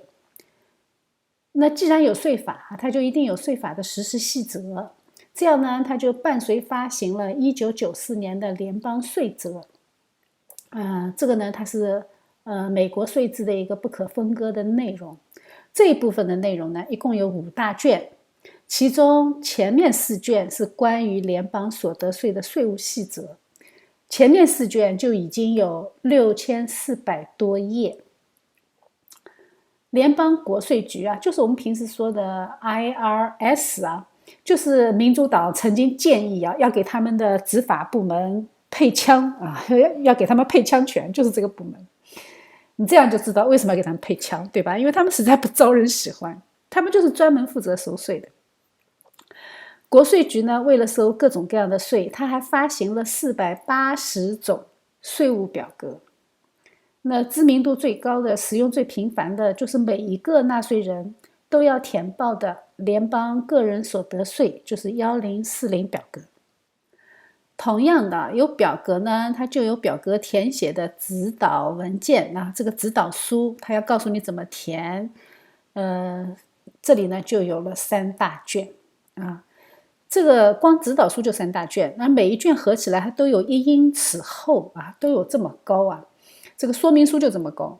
你要知道那个时候电子化还没有普及啊，在电子化普及之前，每年国税局要向1亿多纳税人寄出总数大约是800亿页的表格和填写说明书。800亿页啊，你想想看，这个太多了，对吧？现在好多了，现在电子版嘛。但是呢，我这个数据是1994年的数据，那个时候电子化程度是不高的。光那个印刷这些表格和说明书啊，它就要砍30万棵大树啊，因为是纸质嘛。税制这么复杂，那它就产生了一批税务的服务性行业，还专门出版税制研究杂志和一些什么税制实务操作的杂志，他就专门教你怎么解读税法，怎么样报税啊，反正就是各种各样的专著啊、文章啊、文集啊，甚至还有税务词典啊，告诉你税务的专用词汇它是什么意思。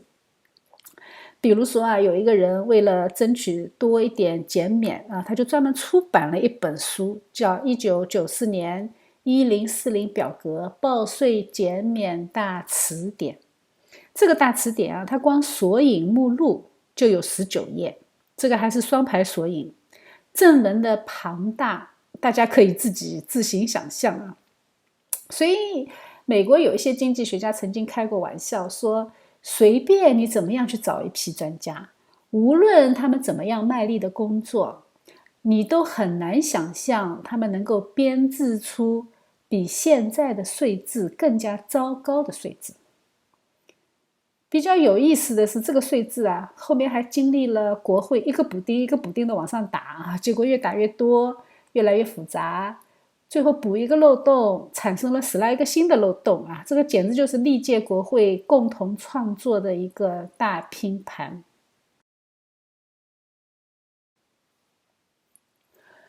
这样杂乱无章的税制，它最直接的损失就是这个税务本身的事务成本。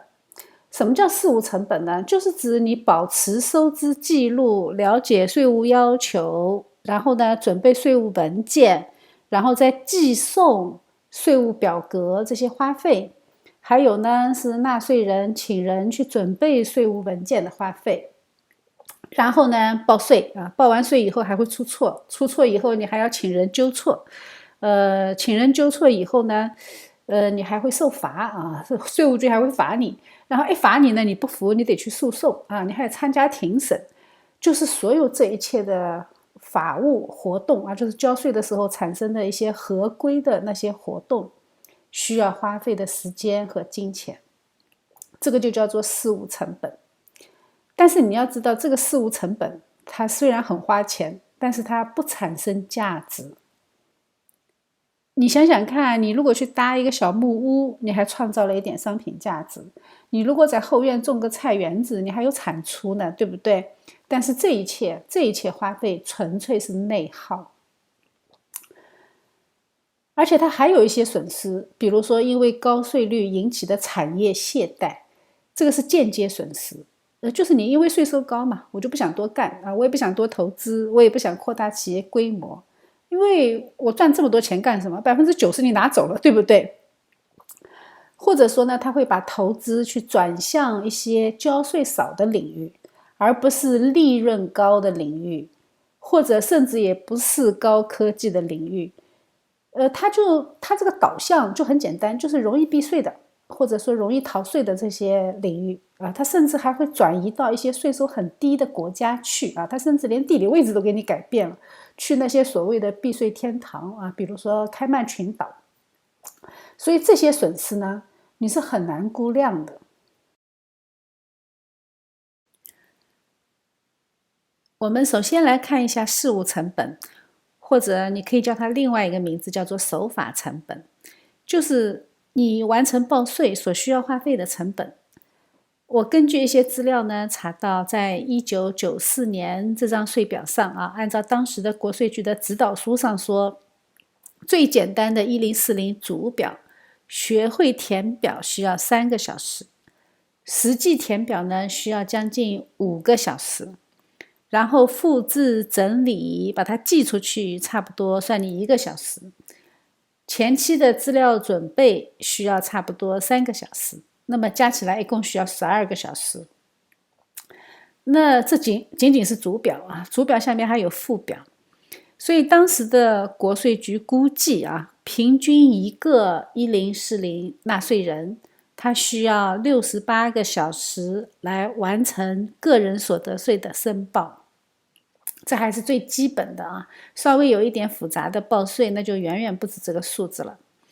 如果按照平均工时来折算它，那么纳税人的守法成本在1994年就已经超过了500亿美元。你不要问我怎么算的啊，我已经把资料都贴在那里，贴在屏幕上，你们可以自己去查考。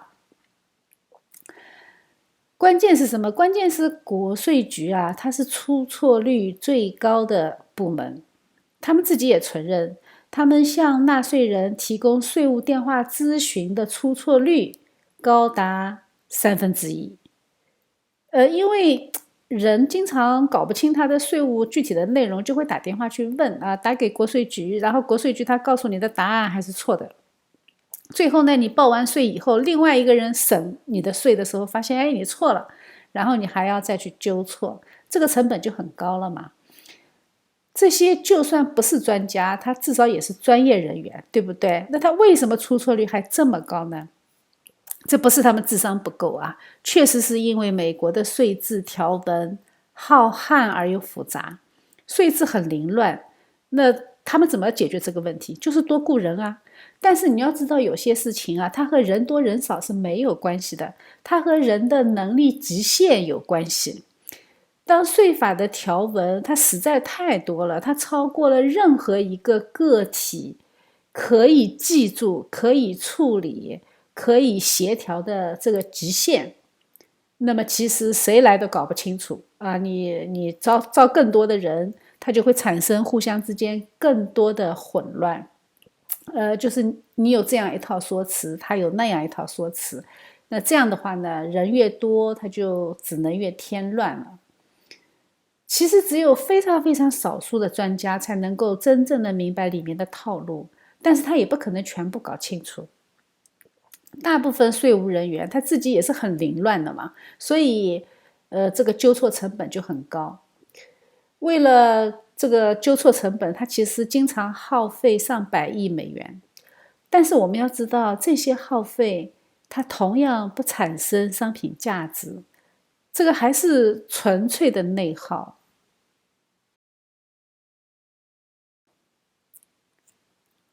我们再来看一下它产生的间接经济成本。联邦所得税它是由2部分组成的，一部分是公司所得税，还有一部分是个人所得税。这2部分呢是相互独立的。但是我们要知道企业是什么？企业它是一个空的名词啊，它里面是有位格的人组成的企业，对不对？所以企业它只是一个无位格的一个概念实体，它只是代表股东去交税，它是一个法人机构啊，代表股东去行使法人责任。所以所谓的公司税，它最后还是要具体的落实在一个个人的头上。那么我们就可以理解，当企业把所得税交完之后，它其实就是已经代表股东交了一笔税了。然后当他把剩下的那些利润向股东分红的时候，那么股东就要交个人所得税。也就是说，同一笔利润，政府征了2次税。双重征税就是美国所得税，甚至是全世界所得税的一个症结性问题。而且在这个税制下，一个企业家的税负是很有可能3重征税的。因为企业所得税交一笔，个人分红再交一笔，如果还有盈利公司经营的好，最后体现在股价上体现在股票上的话，当股票上涨，那么公司的股东他还要再交一笔个人资本利得税，所以它很有可能就会产生三重征税。在70年代的时候，美国的经济学家曾经想从量的方面来确定这种双重征税带来的负面影响成本。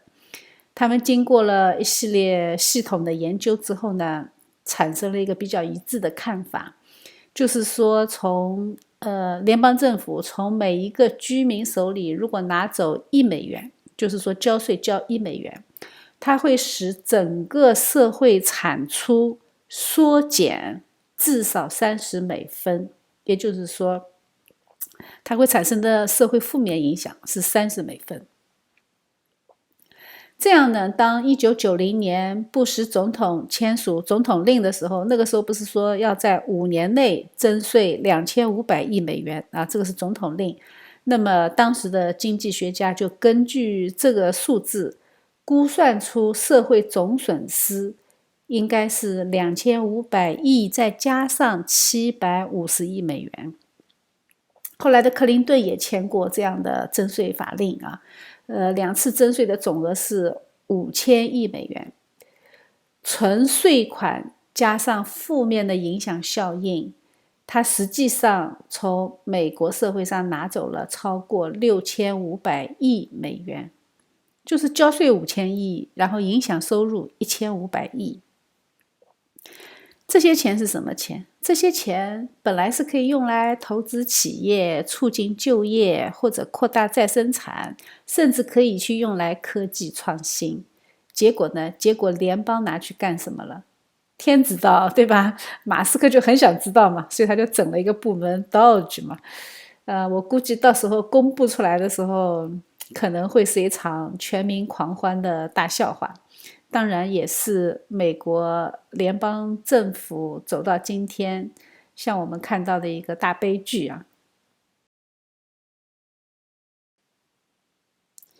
我引用的这些数据都是1994年的，那个时候就已经很触目惊心了。到2024年，其实已经发生了翻天覆地的变化。网上有一个视频介绍了美国最新的税务合规费用的数据，非常非常吓人。大家可以自己去考证一下我只是贴出来供大家参考，有一个数据上的概念。从2024年从2023年最新的数据上看，2024年的数据还没出来这是2023年的数据。美国人每年在税务合规上的花费是5490亿美金。这是什么概念？1994年还记得是多少？是500亿，对吧？它增长了整整10倍。因为税法越来越复杂，而且呢，电子化成本其实是更高了。为什么？因为纸张它是省下来了，但是电子报税它更加复杂，对老年人也不太友善。而且你在这个电子化和纸质报税平行的过程中，其实你的开支是 double 了，是双份了。你不可能有了电子化以后，你就不给他寄纸质的税表，还是要寄的嘛，所以它的成本其实更加高。我们要知道这个数字它已经接近国防开支了，国防开支是8000多亿嘛，8490亿嘛。相当于住房开支的8倍和食物支出的10倍。要知道这些费用是在税务之外的费用，这个是税务合规费用是在4.9万亿税收的基础上，在老百姓额外要支出的费用。这个还没有包括它对经济的负面影响。它对经济的负面影响，现代的经济学家估计大概应该有15万亿。是税收的3倍。为什么以前是税收的30%，现在是税收的3倍了呢？因为现在是现代化了，对吧？现代化它的经济盘活率，它的资金盘活率更快，它的经济产出的概率越高所以说它是放大的效应也远远大过了以前的那个评估。现代经济学家他是用量子计算重新评估的，现代的经济产出比它和1994年已经不可同日而语了，所以它的负面效应呢也会加倍的放大。而且他们再进行仔细分析以后啊，这个数字它是由美国人花费70亿小时来做税法的合规而组成的数字。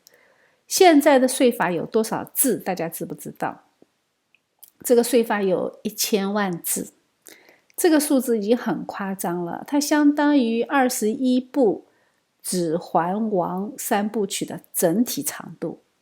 而且它还不是像《指环王》这么有情节、很生动、吸引你去看的，它不是，它全部都是法律术语啊，你一页都翻不下去。在这些海量的花费上，美国人每年还要花1300亿美元在类似的税务的软件上，这个就相当于每个家庭每年花费$1000。看到没有？少数人从全民身上拿走这么多钱，这个在人类历史上都是很少见的。要是在封建时代你敢这么干，国王要是敢这么拿，敢这么肆意的征税，征这么大数量的税，哎呀，我估计这些国王早就被路易16了。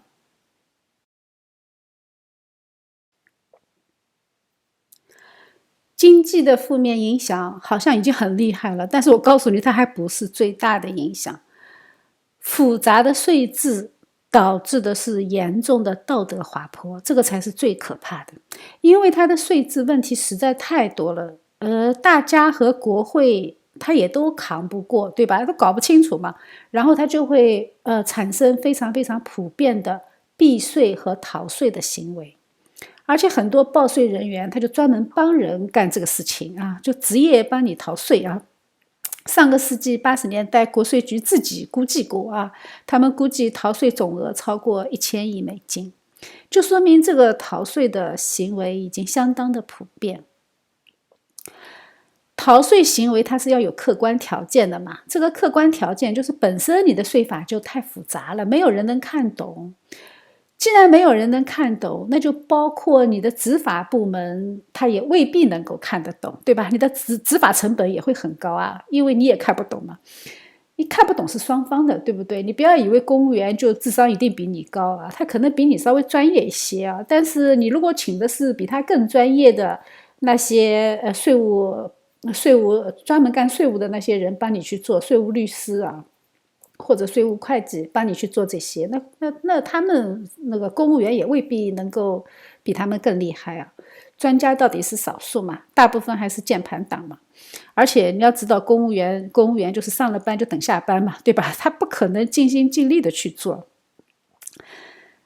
所以看到没有，主观原因啊，其实就是大部分人并不认可现行的税制。这样的话呢，你就算有逃税行为，它也会引发大众对这种行为的宽容度。最后全社会的诚信制度和道德代价就很高。避税呢比逃税好一些啊，因为避税不触犯法律。联邦所得税它本来就提供了很多减免的机会啊，它减免的条文也是很浩瀚复杂的，适用的范围呢也是交错重叠的，而且还有漏洞。这样呢，这些税法他有一些人他很熟悉，他能力很高超啊，就是有这样的专门的这种税务律师和税务会计，他对这样的法律空间，他就有很多很多可以施展能力的地方。在1967年，当时的税法的减免项是50项，到了1981年的时候呢，就有104项。减免额从1986年的时候就已经有5000亿美元了。避税这个选项的存在，它就催生了美国社会一个非常非常重要的行业，就是税务，专门围绕税务产生的一个行业。在1994年，税务律师就超过了10万人，税务会计师超过了20万人。还有专门在各行各业里面的避税投资顾问和一些经纪人，这个数字你就无法估计了。还有很多在保险公司和银行的那些人，专门做税务投资顾问的。可以说，美国最优秀的人才整天就在琢磨怎么样为他们的当事人去钻现行体制的扣子。还有一个职业就是那个税务策划啊，专门做税务策划，这个差不多在1994年的时候有50万人以上啊吃这一口饭。而且他们有一个测算啊，保守估计这些人他的平均收入是每年7万5，也就是说，在1994年，仅仅是纳税人每年付给这个行业的人的报酬就高达了350亿美元。这个可不是生产活动啊，这个不给社会创造任何新的价值。看到没有？这是社会财富巨大的浪费。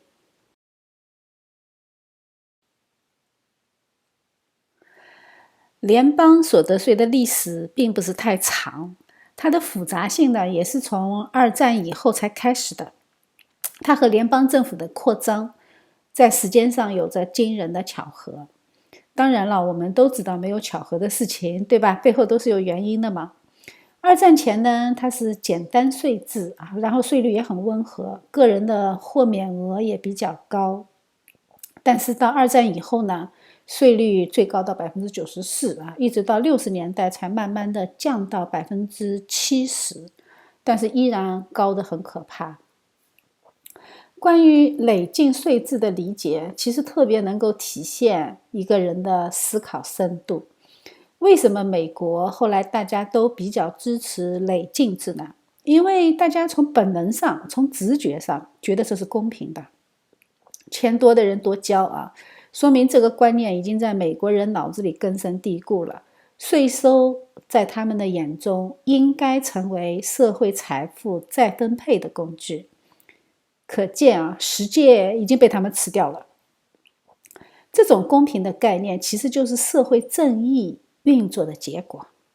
大家都上了马克思的当了嘛，对吧？整个社会上都开始在宣传社会正义，追求社会正义，这个就是纵向平等，就是结果平等了。但是事实真的是这样吗？其实事实并不是啊。按照直觉，我们好像觉得累进制就一定会使富人所缴纳的税款在全部税款中的比例会很高。但是你想想看，会不会是这样？就是我们有的时候想啊，如果是累进制的税收，那么联邦整体税款里面，打个比方啊，我收到1000亿，那里面怎么也应该是70%是富人交的，就算不是70%，也至少60%，对不对？那30-40%呢是穷人交的。那这样的话呢，整个联邦的税收体制才是合理的。但是事实上结局不是这样的，事实上是很违反我们的直觉。在美国的1920年、1960年和1980年，它都有过3次降税的时候。1980年就是里根上台嘛。他们经济学家发现，每一次降税的时候，富人交税的比例就升高。比如说一次世界大战以后啊，1战以后啊，财政部长梅隆啊，他把最高的税率从77%降到了25%，这个下降的幅度是不是很惊人呢？结果富人上缴的税款不仅仅它的绝对值大大增加，就连承担的份额比例也提高了很多。原来税款里面是29%是富人交的，结果到降税以后直接上升到51%。相反啊，低收入阶层的税费总额下降了80%，而且他们承担的份额呢，从21%下降到5%。可见税基对税率是非常敏感的。因为税率一旦下降，它就促进了那些人把财产从免税的债券转移到生产性的投资上来，这样的话，它的税基马上就扩大了嘛。从政府的角度来说，钱反而多收了，税率低，税基就广，所以累计制如果要发挥作用，那么它最好最重要的手段是低税率，不要高税率啊！高税率那就跟杀鸡取蛋一样，对不对？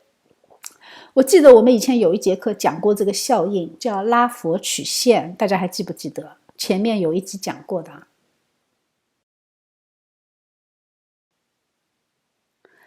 美国联邦所得税的漏洞主要集中在4大区啊，就是税收的豁免，比如说家庭成员有法定的豁免额，对吧？然后还有就是减免的部分，那比如说你房屋抵押贷款的利息啊，或者是慈善捐款呐，这些都是可以减免的。还有一个类别呢，叫不予列计啊，或者说叫不予计列都可以的。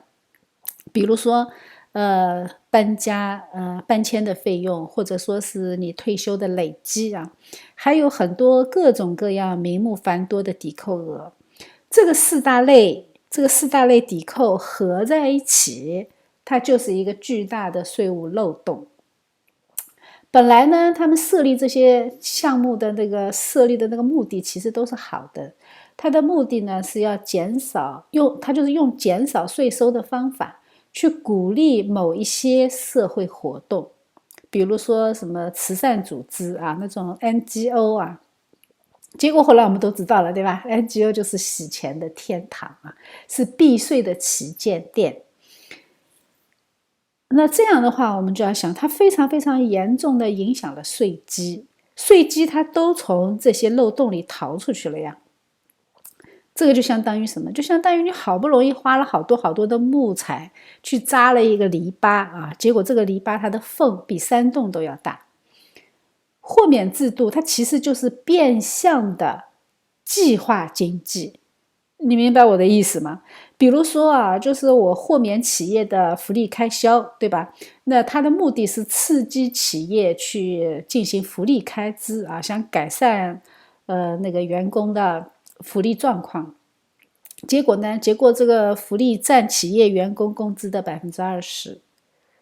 我们后来就知道，联邦工作人员他的福利就很惊人，有些医院他的福利也很惊人，他的工资并不高。为什么？因为工资要交税嘛。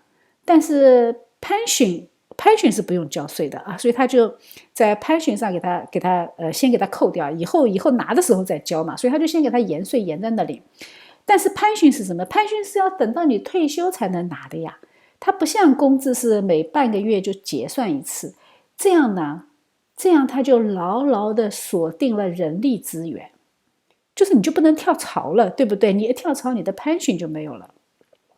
所以这就导致了联邦工作人员他一工作就是一辈子，他就越来越熬成老油条啊！他维持自己的利益的时候，他完全没有底线。为什么？因为他的 pension 很多，知道吗？他要维护这一大块蛋糕。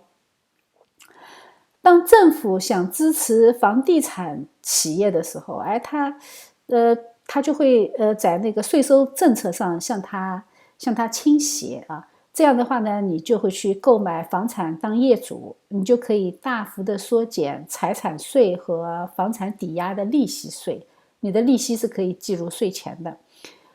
这是最普通的避税行为啊。但是呢，这个它其实还是变相的奖励富人。为什么？因为对没有钱买房子的人来说，他就享受不到这个减免。所以有钱人买房子，它不仅仅是一种支付能力，而且呢，它是更加的可以进一步的利用税制为自己获得额外的优惠，这个是法律允许的。所以越是有钱人，他就越可以有条件去利用漏洞得到好处。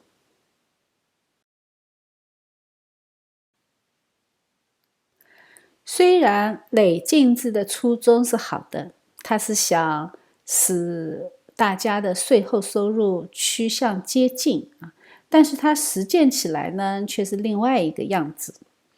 每一次当国会以缩小贫富差距为理由去提高累进税率的时候呢，有一些就是一些人脉圈里面非常有影响力的人，他们就会有伸展的空间。也就是说权力有寻租的空间，因为利益集团他就要想办法了嘛，他不会坐以待毙的啊。他们就通过国会外的一些游说活动，通过各种影响力，迫使或者说收买国会在税法条文上去添加上百条的附加条款，就是那些豁免或者减免。目的很简单啊，它就使这个税法对亿万富翁更加有利，在某些不起眼的条目上，刚刚好适用到他啊，所以他就可以不用缴税，或者说减少缴税。只要漏洞足够多，哪怕你再高的累计进税制，最后他都能把你给整成累计退税制啊，他会把你越整越少，越算越少啊。很多以前的华盛顿高管在退休以后都在干这个事情啊，他就利用他以前的影响力和人脉圈嘛。比如说我举一个很简单的例子啊，这个例子还不太涉及到什么腐败啊。美国为什么有这么多的博物馆？大家有没有想过，博物馆到处都是，有些博物馆很冷清的，不赚钱的。美国鼓励设博物馆，它的初衷是很好的，因为美国是一个很新的国家，很年轻的国家，它没有像欧洲、像法国、像意大利那样这么多的历史，这么悠久的历史，所以他对自己的历史非常非常的珍惜啊，所以他就鼓励大家建博物馆，把记忆留下来，他的初衷是好的，留下历史，见证历史。为了支持博物馆事业呢，因为博物馆经常不盈利，对吧？所以呢，博物馆靠自己去买藏品，它是买不到多少的。于是呢，为了表示对博物馆的支持，他就在税制中规定啊，向博物馆赠送艺术品是可以抵税的。这样就很有空间了，对不对？为什么？因为艺术品的市场定价那个水分可是相当的大。那肯定比我脑袋里进的水要多多了，对不对？有的时候啊，赠送一件艺术品，它真的完全可以抵消一个年收入上百万美元的富翁他的全年的个人所得税。这就是一个非常非常典型的例子。这样呢，你就能理解一件艺术品，它放在拍卖行里去转一圈啊。卖的人也是我，买的人也是我，100块钱进去，5000万出来啊。然后呢，付给拍卖行一些很少的事先商量好的一些小费用。这样呢，这个艺术品它就实现了官方认可的定价。那以后关键的时刻，它就可以用来捐赠，它就可以在税务上获得豁免，就派大用场了啊。那至于博物馆嘛，说实话，博物馆它根本就不管你真实的价格到底是多少，你真实的价值对他来说无所谓，关键是什么？关键是要有人送啊。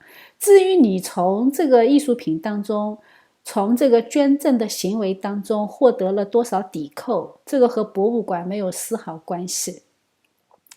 所以高税率产生的负面效应，其实是那些工薪阶层不得不承受的。和富人他的关系其实真的不太大，因为人家有的是本事，对吧？人家有的是整个律师团队、会计团队和政治游说团队为他们服务呢。再不济还有拍卖行和博物馆呢，对不对？华盛顿白宫后面有一整条街的律师行和游说机构，他就是在干这个事情的。他们是在野的白宫，是民间的国会。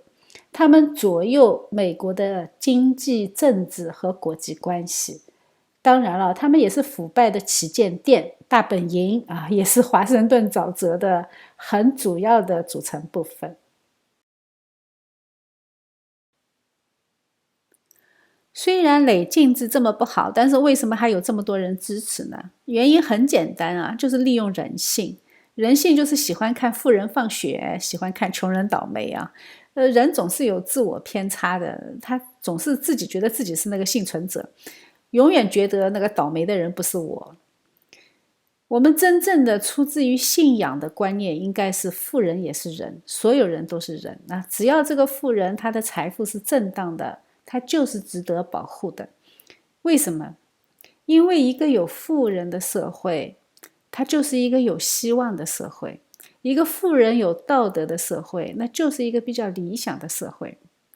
因为我或者我的后代某一天，我也希望他能够成为富人。穷人呢，我们也要保护他的机会自由啊，不能因为他穷啊，我们就不让他有任何可以改变生活的机会。因为我也不能保证我今后不穷，或者说我的后代不穷。所以我们要支持和帮助穷人，但是这个支持和帮助不是由政府去帮，是每一个人自己出于爱上帝而去帮助有上帝形象的人。我们捐款啊，或者是由教会去帮都可以的。因为政府没有位格啊，所以政府它不具有怜悯的性质。怜悯是教会的责任，是人的责任。政府是执掌公义啊，政府它是提倡公平。那我们知道，虽然因为人性，教会也有可能滥用慈善，但是我们要这样想，至少教会的财务它还是向会众公开的嘛。你如果有不同意见，你找教会总比找财政部长更容易一些。事实上呢，累进制之所以让人感觉到好像穷人不用多交税了，但是事实上呢，是整个中产和穷人都为这个复杂而低效的税制买了单。真正的超级富豪是可以用他们的资源去达成少交税的结果的。在这个税制下，美国的中产当然就越来越穷，这是每一个人自己都可以感觉到的，他都不需要很高深的数学基础。如果是均税率的话呢，就比较容易呀。大家很清楚知道自己交多少税，对吧？每年报税你5分钟就能搞定啊，所有收入乘一个百分比，明信片一页纸就能够算清楚了。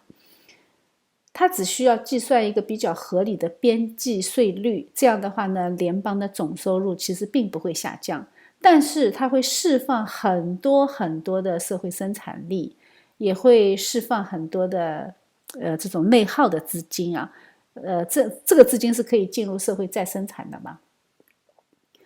累进制的初衷就是想惩罚富人，但是如何界定富人和穷人，这个权利应该归谁啊？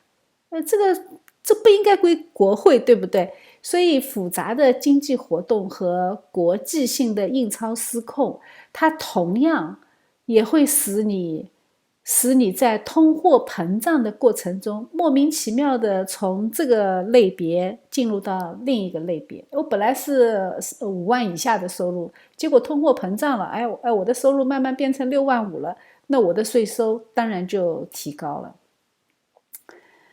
而且是这样的啊，通货膨胀我们要知道，通货膨胀是不需要国会同意的，但是调整税收是需要国会同意的。这说明什么？说明通货膨胀随时都能发生啊！有的时候是输入性的通货膨胀，有的时候我们自己国家印钞的通货膨胀。像加拿大这种啊，它输入性的通货膨胀更占大多数。如果自己国家在不断的印钞，那就很惨了。加拿大为什么一套房子200万就是这样上去的啊？但是我们要知道，通货膨胀随时都会发生，但是调整税收呢，它是需要国会同意，就说明调整税收它是相对滞后的手段，在这个时间差里，政府就可以受益。以前的免税额1万，那已经很高了，但是现在呢？现在免税额1万，这个1万块钱你连饭都吃不了。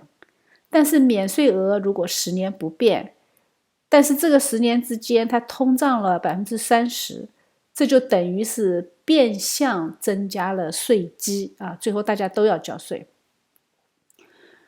所以这就是复杂情况，这个就是税制的复杂情况，它不是很简单的一个比例啊，它是一个和整个全球经济甚至微观经济、宏观经济都是联动的啊。而且最可怕的是什么？最可怕的是通过这么复杂的一个税制，它就使整个精英阶层都认为法律是可以钻空子的。他如果这样成为一种普遍行为的时候，这个精英阶层他对法律就会缺乏敬畏。那样的话，整个精英阶层他的堕落就是自然而然的，就是逐步的挪移帐篷啊。最后这个心就像被烙铁烙过一样啊，他就麻木了。它就是一个必然的结果。再加上这个时候，学校里也不学实践了，也不读圣经了，大学里面学的又是一套无神论、精英治国的那一套。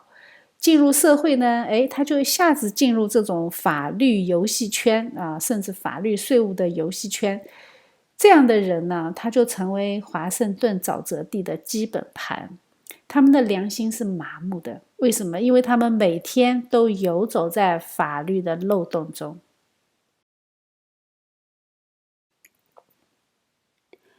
关于均率税啊，就是平均税率啊，还有很多资料研究它的均衡性。我们这里就不展开了啊。我们不能歪楼啊，不能讲成税务课。我也不是学税务的啊，我也不是会计啊。但是总而言之呢，有很多经济学家认为均率税比较好。但是问题来了，为什么联邦不愿意这么做呢？那我们就要从人这个概念去思考。人是什么？人是生命对吧？人生下来他是要活下去的。一个社会的管理者，他就是需要让在他管理的范围内的所有的人，他都得吃上饭，这个是政府的责任，否则人民选你干什么呢？对吧？从古典的政府论来说，一个国家如果把自己的国民都给饿死了，那么这个政府它就没有合法性了。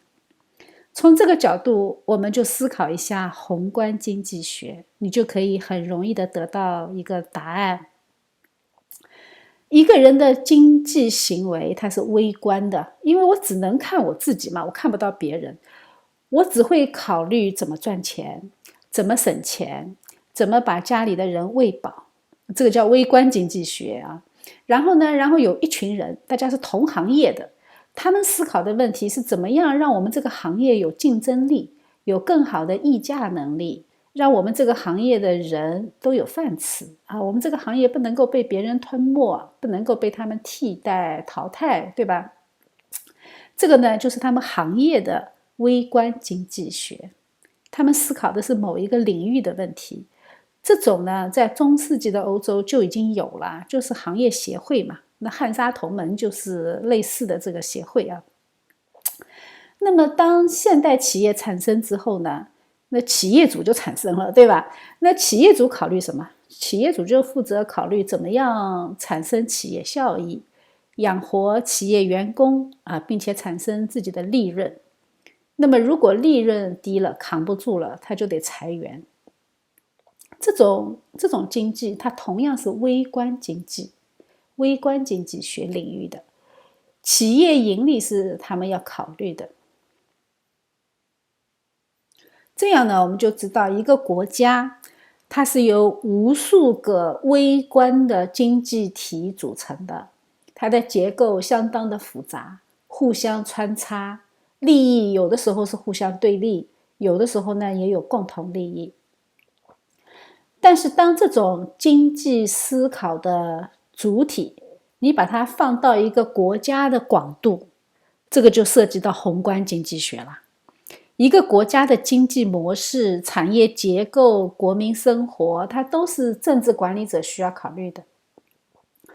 当然了，涉及到跨国家、跨洲际的经济合作，那就更宏观了，对不对？那我们为什么要了解这个概念呢？就是因为这样可以帮助我们理解美国这个国家近100年的政治行为。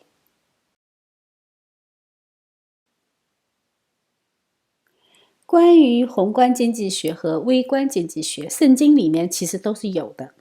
在创世纪，上帝创造人类之后，他说：“看哪，我将地上一切结种子的菜蔬和一切树上所结有核的果子全赐给你们做食物。”这就是最宏观的经济学。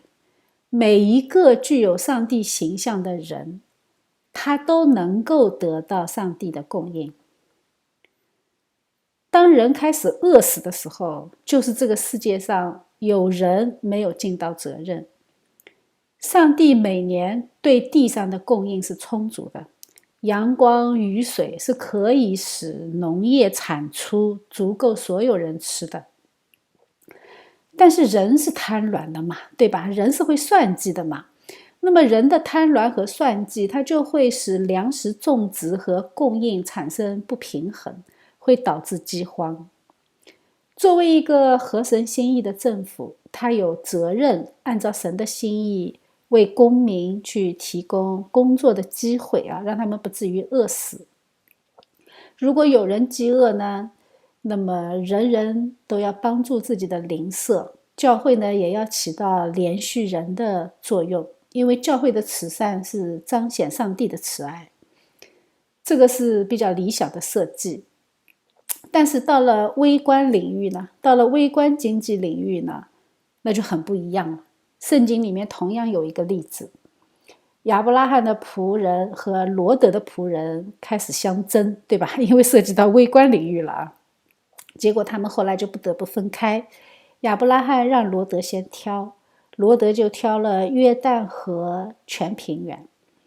他挑的理由很简单啊，因为那里全地滋润，如同耶和华的园子啊，这个评价相当高了，对吧？堪称地球版的伊甸园，也有点像埃及地啊。埃及是那个时候的帝国粮仓，因为它是灌溉平原嘛，它就使粮食的产出相当的稳定。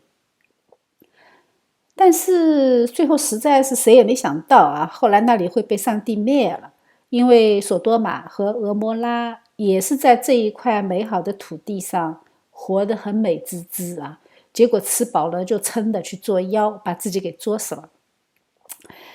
这个对罗德来说也是一个大写的没想到啊！罗德最后他一家子逃出来3个人，家产那是肯定完全没有了。那些和亚伯拉罕的仆人相争的人，那些仆人也是一个都没跑出来。所以人不知道明天会发生什么，估计他们悔到肠子都青了。人和人争夺，表面上看它其实就是零和博弈，就是你有了我就没有，对不对？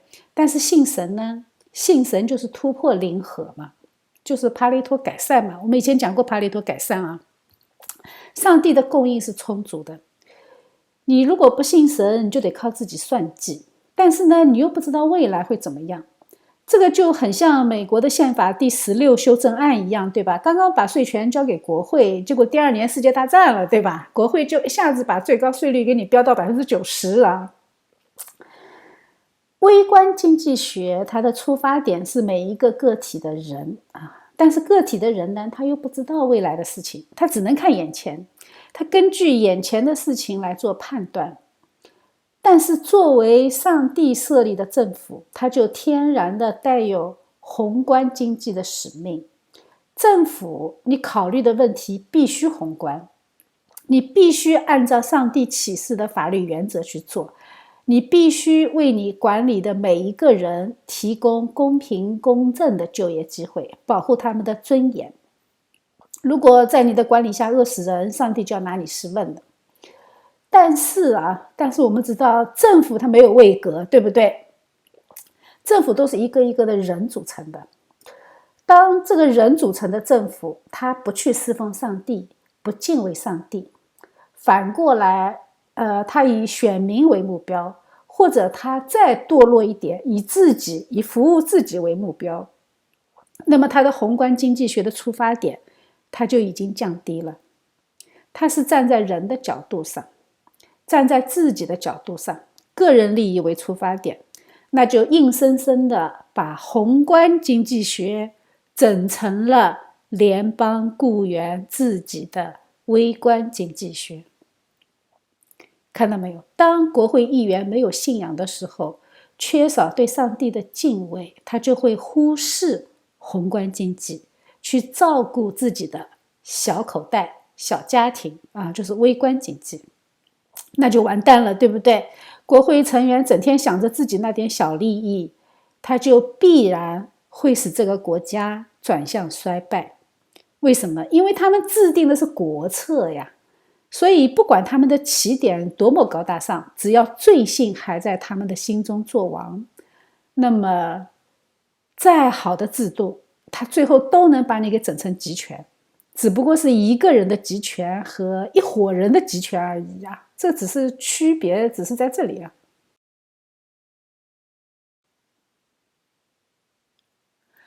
美国政府的合法性是民众让渡的，是公民同意的。民众牺牲一部分的自由，承诺遵守国家的法律，来换取国家对人民的保护。最低限度，你得维持社会的秩序，使这个国家的人有尊严的活着，有免于恐惧的自由，也有合法工作养活自己的机会。所以，从宏观经济学的角度来看，一个国家它有责任让每一个生活在它国家里面的人都能够有尊严的活着，你不能够让人饿死的。但是税制呢，它就是一个水流的调节器，它可以决定资本的走向。当美国企业开始躲避高税制向外迁移的时候，那么可想而知，失业潮就是不可避免的。但是在这个国家的人，你又不能没有工作的机会。失业率如果太高，政客的脸上是不好看的嘛，选举就容易出状况，那我下次就不选你了，对吧？于是呢，他们就只能在各行各业去制造就业机会。我记得当时联邦产生了一个新的机构，很有意思啊，这个名字我忘了。它的职能很简单，那就是监督那些产业外移的企业，在其他的国家，它有没有遵守美国的劳动法。很多到中国去采购的美国企业，他就要到中国去验厂啊，来看你们到底有没有双休啊，加班有没有给加班费啊，是不是血汗工厂啊？在中国干过外贸的都知道我在说什么。这就是联邦政府应对产业外移而新增加的机构。因为当时政客的口号是很好听的嘛，我们产业外移的目的是什么？目的是双赢啊，帮助中国可以改善人权，也可以把他们带进到现代资本主义文明的体系当中。而且同时呢，我们美国也是有好处的啊。我们美国呢就可以大大的降低日用品的价格。你本来是2个人去工作赚5000块可以养家，现在你只需要3000块就可以养家了，那就不需要2个人去工作了嘛，那就剩下另外1个人就可以照顾家庭了。所以他们认为对美国的影响不大啊，所以是双赢。如果没有宏观经济学视角，我们是不太可能发现它这一套说辞里面有哪些问题。为什么？因为产业链是很长的，产业链不是直接从源头到终端。这种把经济体解读成直接从源头到终端，这是大大简化的。这个是思维已经非常非常蠢的人才会得出这样的结论了。所以我们不得不说，那个时候他们是真的天真了，不仅经济学不及格，他们对人性也太天真了。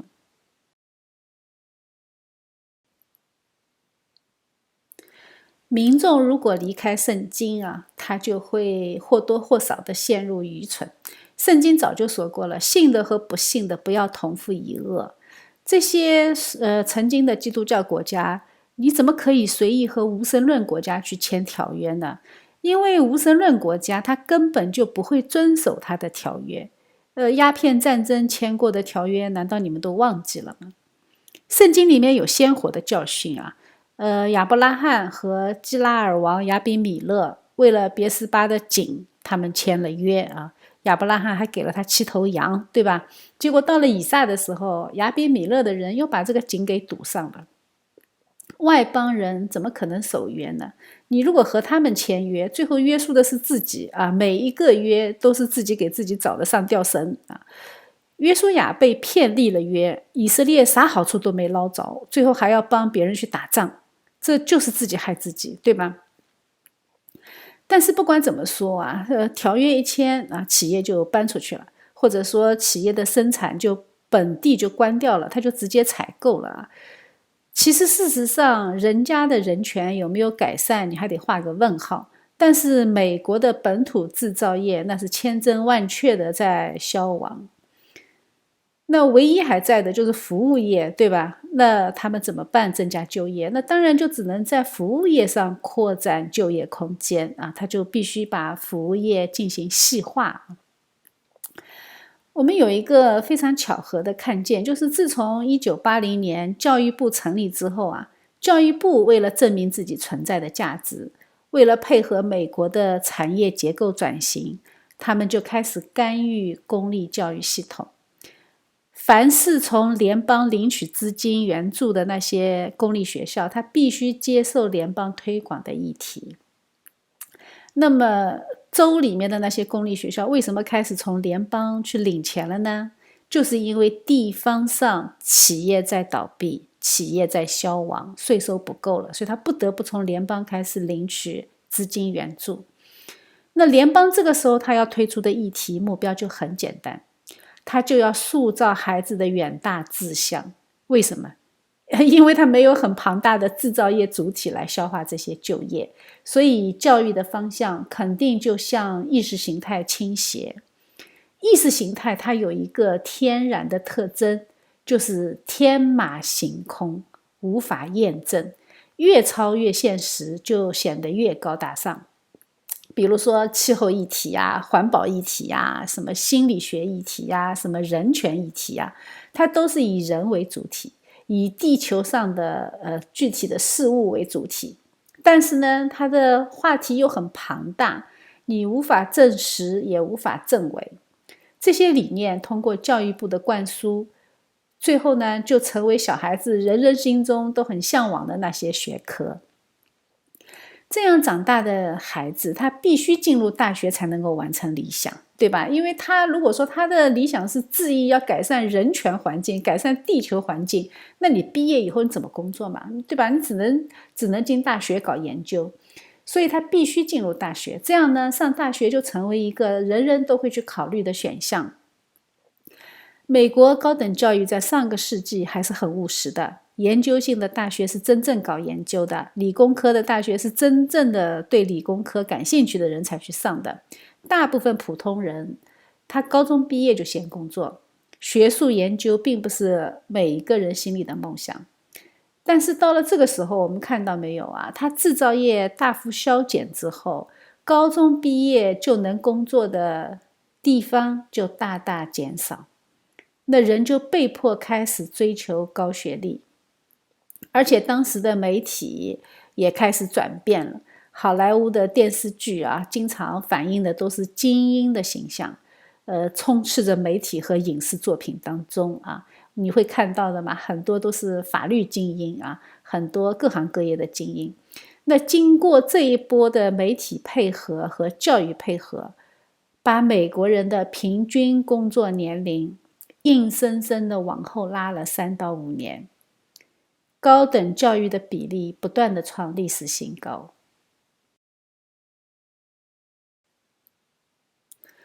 当这些孩子进入大学的时候呢，大学也准备好了，大学里面就开设了很多人文类的专业，越开越奇葩啊！开始研究气候、研究环境、研究心理学，而且还围绕心理学衍生出一大堆稀奇古怪的专业。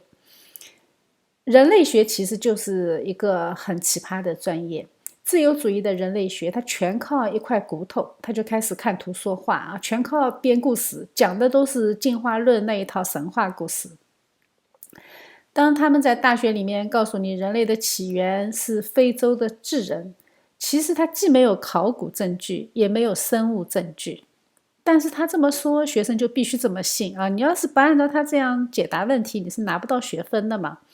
教授的话是自带真理光环的。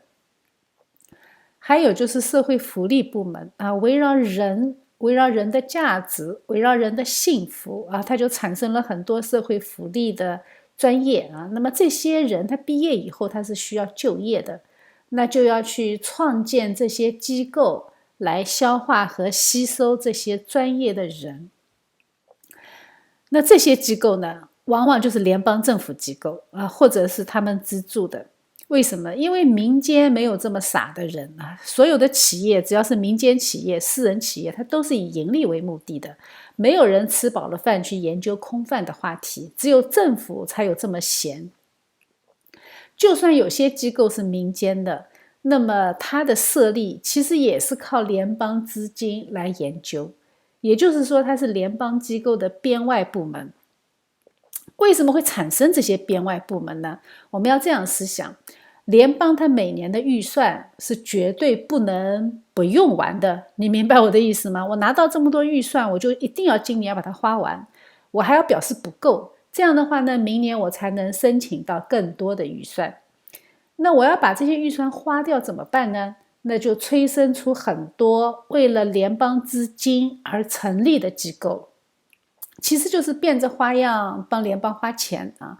很多 NGO 就是这么产生的。NGO 现在是洗钱的天堂啊。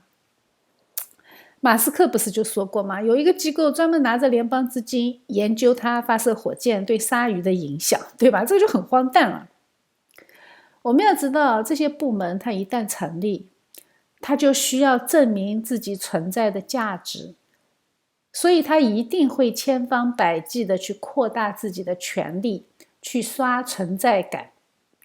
这些环保机构、环保评估机构，它就会给企业添堵。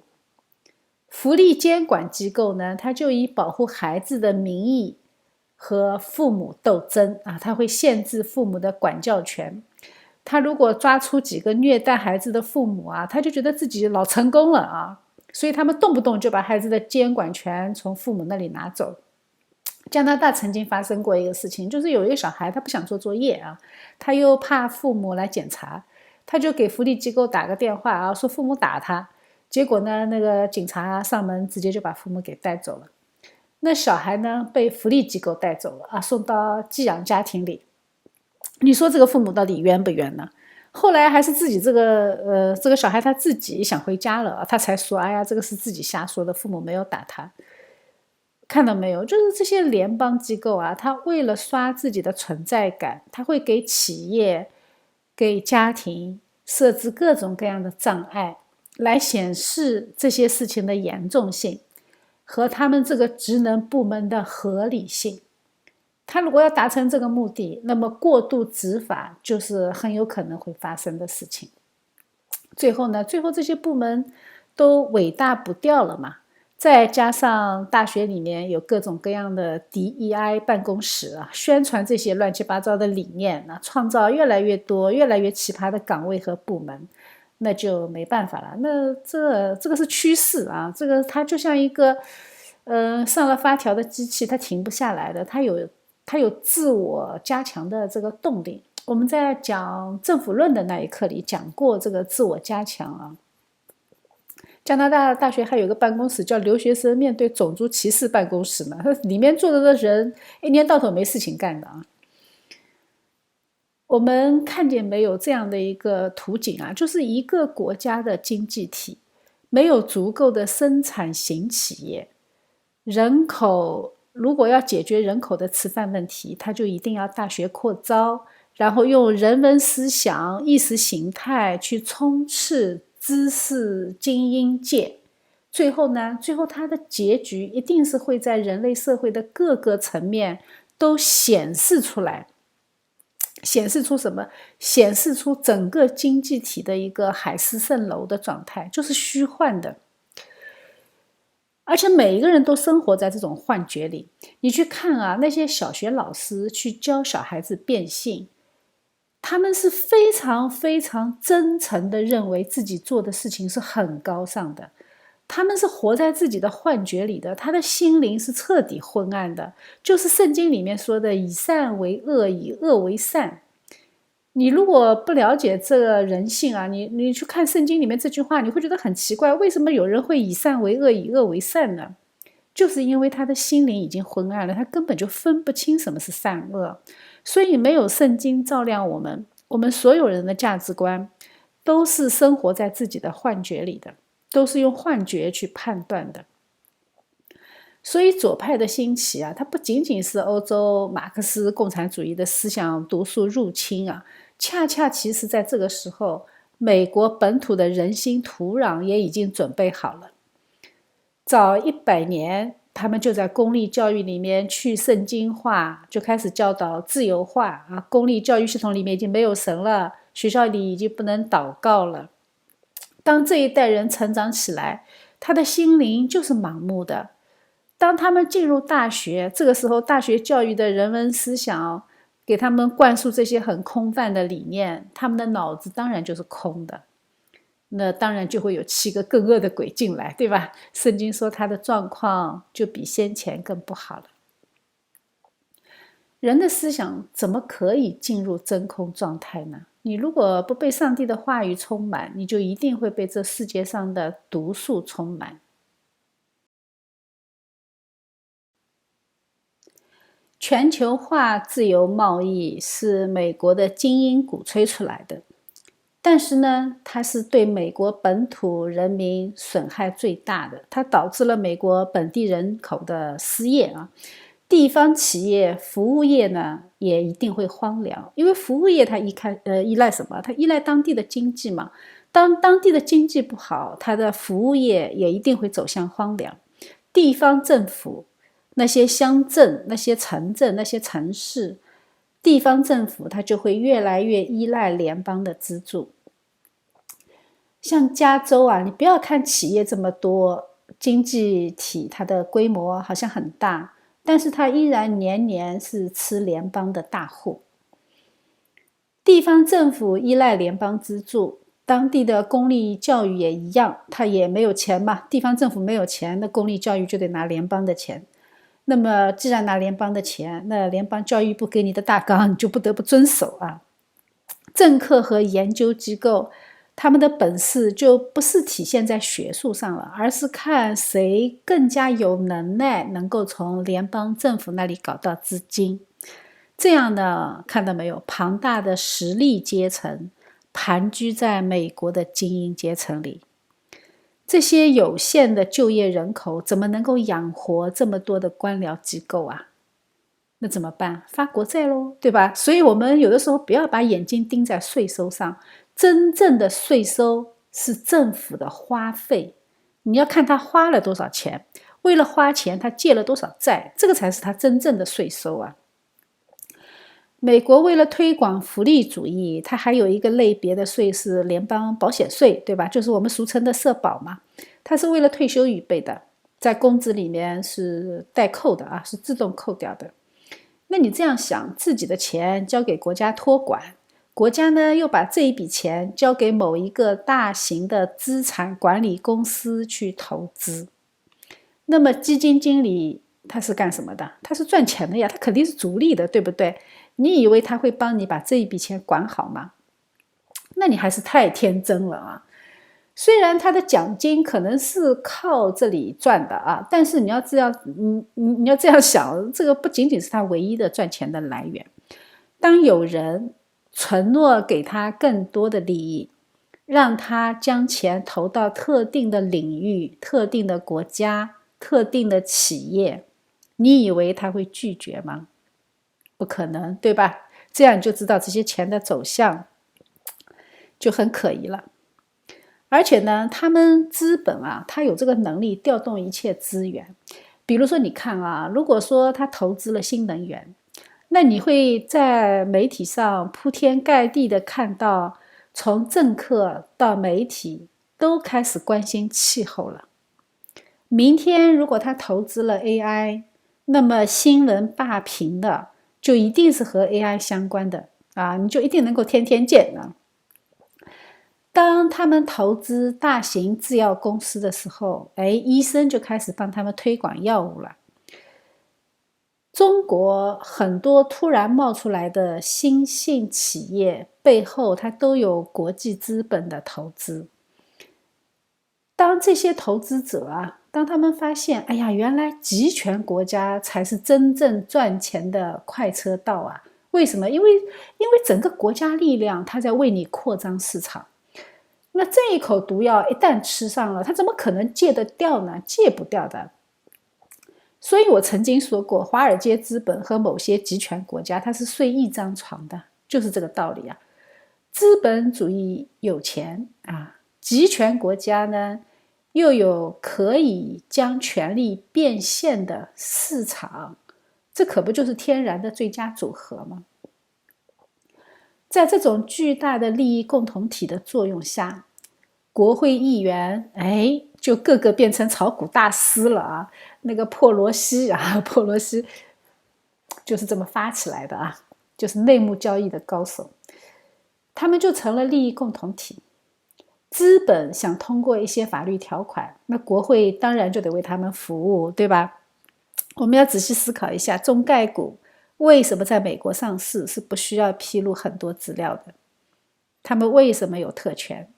法律为什么会对他们网开一面？这个网是谁为他们打开的？你再问下去就很危险了。联邦政府这一头巨兽终于把自己给养肥了啊，还养了一堆自己的官僚爪牙。那么我们再来思考一下，你说说看，在这样的体制下，在这样的经济体下，你如果活得很悲催，那么你是被谁害死的？你一层一层往上推吗？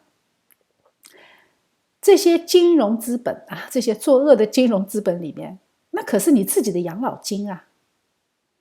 所以看到没有，不幸的家庭虽然各有各的不幸，但是罪人整体的悲剧是被自己存死的。神在何西阿里，在何西阿书里面，他说：“我的民因无知识而灭亡。”这个不仅仅是指神的子民不认识神的知识，当然它也包括神的子民不认识神之后，在自己的世界里面去追逐利益而产生的混乱和内斗，这是人自己根本无法规避的。同样的道理呢，我们也可以分析中国社会。我不知道大家有没有思考过，当年淘宝横空出世，大家都很兴奋，然后我们终于可以跳过商家，直接找到厂家了，可以买到便宜货了。结果呢？结果你们有没有想过，当这样的贸易模式一旦普及，中间的流通阶层，这些人他们怎么吃饭？以前这个贸易链是很长的，中间的流通阶层，贸易流通过程会养活很多人的。但是当这种模式一旦普及，中间的流通阶层，每一个人背后他都是一个家庭，他们的孩子，他们的父母，这个波及面是相当的大。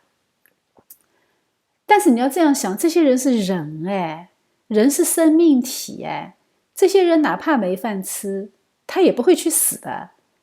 生命的本能就是活着，为了谋生，他们最后呢，还不是在各行各业跟你去卷起来嘛？那最后就卷到写字楼里都租不出去了，对不对？饭店都不需要门面，都不需要门面了。现在大家都自动的进入了现代的数字封建领域，对吧？都是在数字的封建领主那里去讨口饭吃，大家一起去卷嘛。我们在讲封建制度和殖民主义那一集里讲过这个概念呢。电子商务它最危险的导向是什么？它最危险的导向是整个社会开始向下看齐。它不是追求更好，它不是追求更精，它不是追求产品的更经久耐用，而是简简单单的价格判断。那这样的社会它就不可能向上，你就不可能有向上的动力。经济学它不是简单的降低成本增加销售，没有这么简单的。微观经济学你是可以这么想的，作为一个企业家你是可以控制成本的，但是作为一个国家经济体，一个宏观经济体，你要是这么想就太傻了。国家如果一旦把自己当成经济体，这个本身就是错误的。国家不是经济体，国家是政治体。什么叫政治体？政治体就是你的政策必须养活你国内的每一个工人，这个每一个公民啊，这个是你政府的责任，对吧？你政府的责任就是让你每一个公民都可以正当的、体面的靠着工作而活着。如果一个国家把自己当成经济体了，那就很容易陷入一种状态，就是渔民争利，和你的老百姓抢着赚钱。那老百姓怎么可能抢得过你呢？对不对？当国家成为最大的庄家，他的目的就是赚老百姓的钱，那是什么模式啊？那不就是中国模式了吗？只有集权模式才这么干嘛。在现代社会啊，其实自从大航海之后啊，国际经济它就慢慢的走向联动。这个地球上的每一个人都是要吃饭的。如果某一个行业，比如说淘宝，它可以帮助商家跳过中间层，让一批人饿死，让一批人富起来，再让大家一起卷死，一看就知道这个不对劲，对吧？这个就是搞微观经济学的企业家干出来的事情。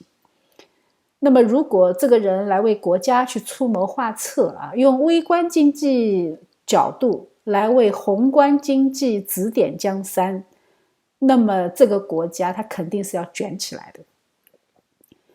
其实政治学也好，社会学也好，其实是很简单的，它的目的就是解决人的问题，解决劳动力吃饭的问题。上帝对亚当的定义就是你必汗流满面方能糊口，对吧？一个人坐在那里吃福利，他是会吃出心理问题来的，他不符合上帝对人的设计啊。我记得有一个记者问那个 J.D. Vance 啊，说年轻人有这么多心理问题怎么解决？ Vance 说，哎呀，让他们工作就好了，干到累了倒头就睡，啥心理问题都没有了。那这个其实真的是一句真话啊。一个社会的年轻人如果没有工作，不能体面的活着，这个社会就是要出大问题的。美国为什么有这么多小孩子嗑药呢？中国为什么会有什么下乡、下岗、下海这种运动啊？其实它本质都是解决同一个问题，它的本质上都是因为企业太少了，就业不充分导致的劳动力过剩的问题。但是这些劳动力啊，它是在社会上的呀，那他又怕引起社会不安定，他就会制定出这种七七八八的政策。上山下乡的那一批人，是因为光荣妈妈那一代生育高峰的婴儿长大以后根本就没有就业机会。那个时候城市里面就这么几家有限的国营企业，他没有能力去消化劳动力。下岗呢？下岗是因为国有企业人太多了，他就只能往社会上赶。因为那个时候已经开始有乡镇企业了嘛，它已经有一点点发展了，它可以吸纳一部分就业了。于是国家就为国企减负啊，把国企里面就把这些人赶出去，说的很好听嘛，对吧？下岗啊，下海也一样。下海呢，它是在国家机关层面啊，国家机关啊，公务员系统，它也要人员减负，要大换血啊。它的目的很简单，因为那一代人是在文革中成长起来的人，没有受过什么教育啊，文化水平相对比较有限。所以他就用下海的名义啊，让他们自谋出路，自己去赚钱。然后招了一批年轻人啊，相对来说有点文化啊。所以不要看这些运动它的名字怎么样，其实背后解决的都是无法安放的劳动力问题。国家踢给社会啊，最后全民承担代价。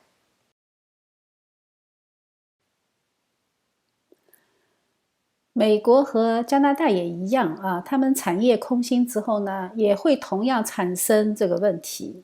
一边呢是沉重的养老金和福利负担，它需要吸引新移民来交税；另外一方面呢，那些来的新移民，他其实在本土并没有足够的产业工作，没有这些足够的岗位去消化他们。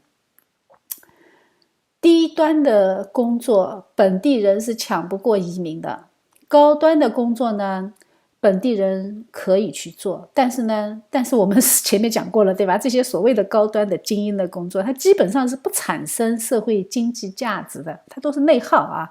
比如说律师、会计啊，比如说华尔街的金融交易，你股票买进卖出，你创造实体商品价值了吗？很可疑啊。当然你创造了 GDP， 对吧？这些岗位它不仅不生产价值，甚至它还对社会道德会贡献负面价值。它真的是全是负面的东西，就是它会养肥实力阶层，会挤压老百姓，会养成精英的傲慢、无耻和贪婪。这就是我们近8年从川普现象中看到的真实的美国精英的样子，他们说谎话都已经不眨眼了。所以呀，经济学不用这么复杂啊，宏观看一看，微观看一看，基本上就差不多了，其他统统都是忽悠啊。左派的议题，他就是喜欢用高大上的道德口号来忽悠你，他背后全是毒药。你如果不小心，那么你的后代就倒霉。左派对美国的影响有多深远呢？我们在讲女权运动的时候就讲过这个线条了。女人投票权南北战争，它其实都是想释放本土的劳动力，为资本服务。后来产业外移，还是因为在高税收的福利主义之后，企业承受不了了，他想降低劳动力成本和税收啊，它的主题还是围绕人口。结果呢？结果两头都架上去了，对吧？一头呢是福利上去了，下不来了啊，政府开支摆在那里，交税的韭菜不够用了啊，他就需要引进移民了。毕竟女权运动之后，生育率也是急剧下降，这个是事实嘛，摆在那里的。那另外一方面呢？另外一方面，资本家都被工会给逼跑了，都被高税收给逼跑了。看到没有？这两头一切，哪个社会经得住这样的折腾呢？所以加拿大这方面更加明显，因为加拿大更左嘛，所以它的情况就比美国更严重，它的经济体量也比较小啊，它经不住折腾。所以副总统的那一本书啊，《乡下人的悲歌》就激起了美国人强烈的共鸣。川普现象实在不是偶然的，里根时代就已经上演过，只不过里根时代的联邦政府还没有那么庞大啊。其实互联网催生的作弊和宣传机器在里根时代呢也没那么厉害啊，里根就没有川普这么危险，但是他也很危险，他也吃了一颗子弹，对吧？不过不管怎么说啊，美国能这样过上40年就来这么一场纠偏，至少看起来还是有回归常识的可能性。但是呢，我觉得它会一次比一次艰难。这一次机会如果错过了，那下一次能不能可能，就很可疑了啊！我其实不太乐观。当他们控制了一切媒体的时候，我们根本就不可能知道发生了什么，我们就会很温柔地跟着他们走进为我们搭理好的牢笼啊！所以这是很可怕的。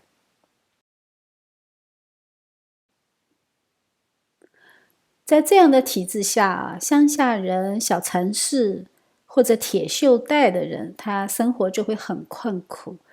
但是精英阶层并不能体会这种困苦，他们也没有这种困苦，因为权力是可以寻租的，他们的子女是有特权的，他们把孩子送进藤校啊，去镀一层金，然后呢，进入那些不产生社会效益的，也不产生商品价值的那些高薪行业里，在各种权力之间去寻求勾兑的空间，这就是他们的人脉圈啊，对吧？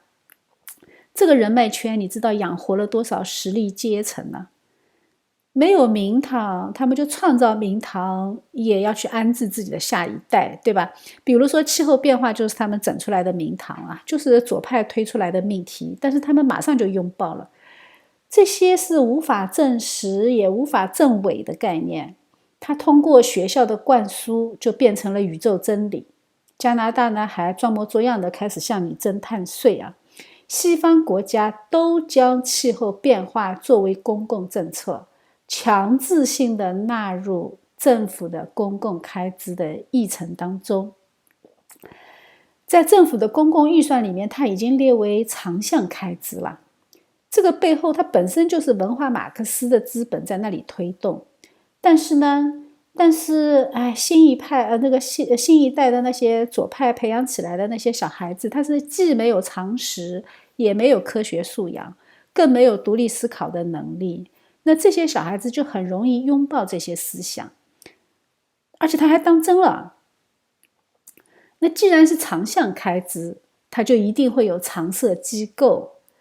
那作为这个常设机构就是专门来对应联邦的拨款啊，专门来接收联邦拨款的，这就是一个立法权利用公权力完美的从纳税人的手中套走了税金的一场完美的游戏。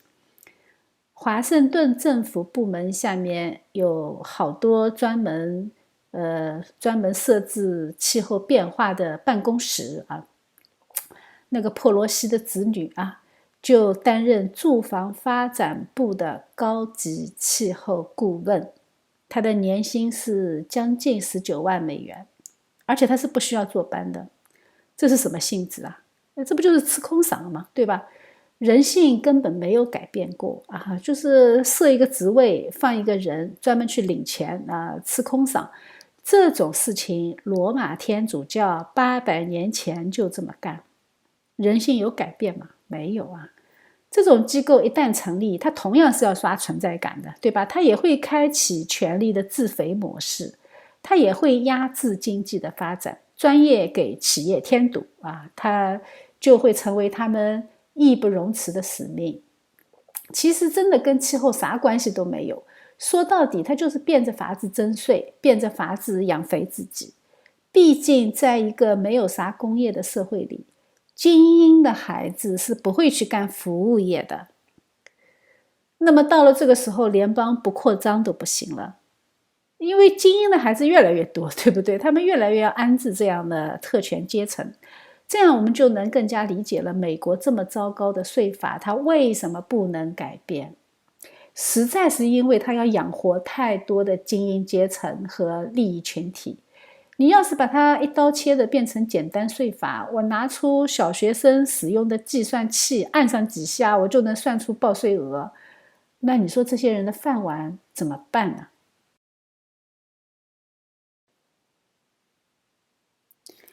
我们最近这几年看到的美国的现象，政治现象，就是联邦这个巨无霸它越来越凶猛，几乎是肆无忌惮地露出獠牙，针对他一切的政治政敌。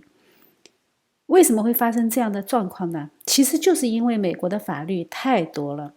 美国的法律一旦太多，它就等于没有法律。为什么？因为法律可以进入选择性执法，法律太多了，我有一部分就可以视而不见，我就可以不去执法。这样的话呢，就完成了司法武器化。美国虽然说起来是三权分立的结构，国会是有立法权的，但是现在不是，现在有150个机构可以立法，而且这些机构都隐藏在联邦机构里。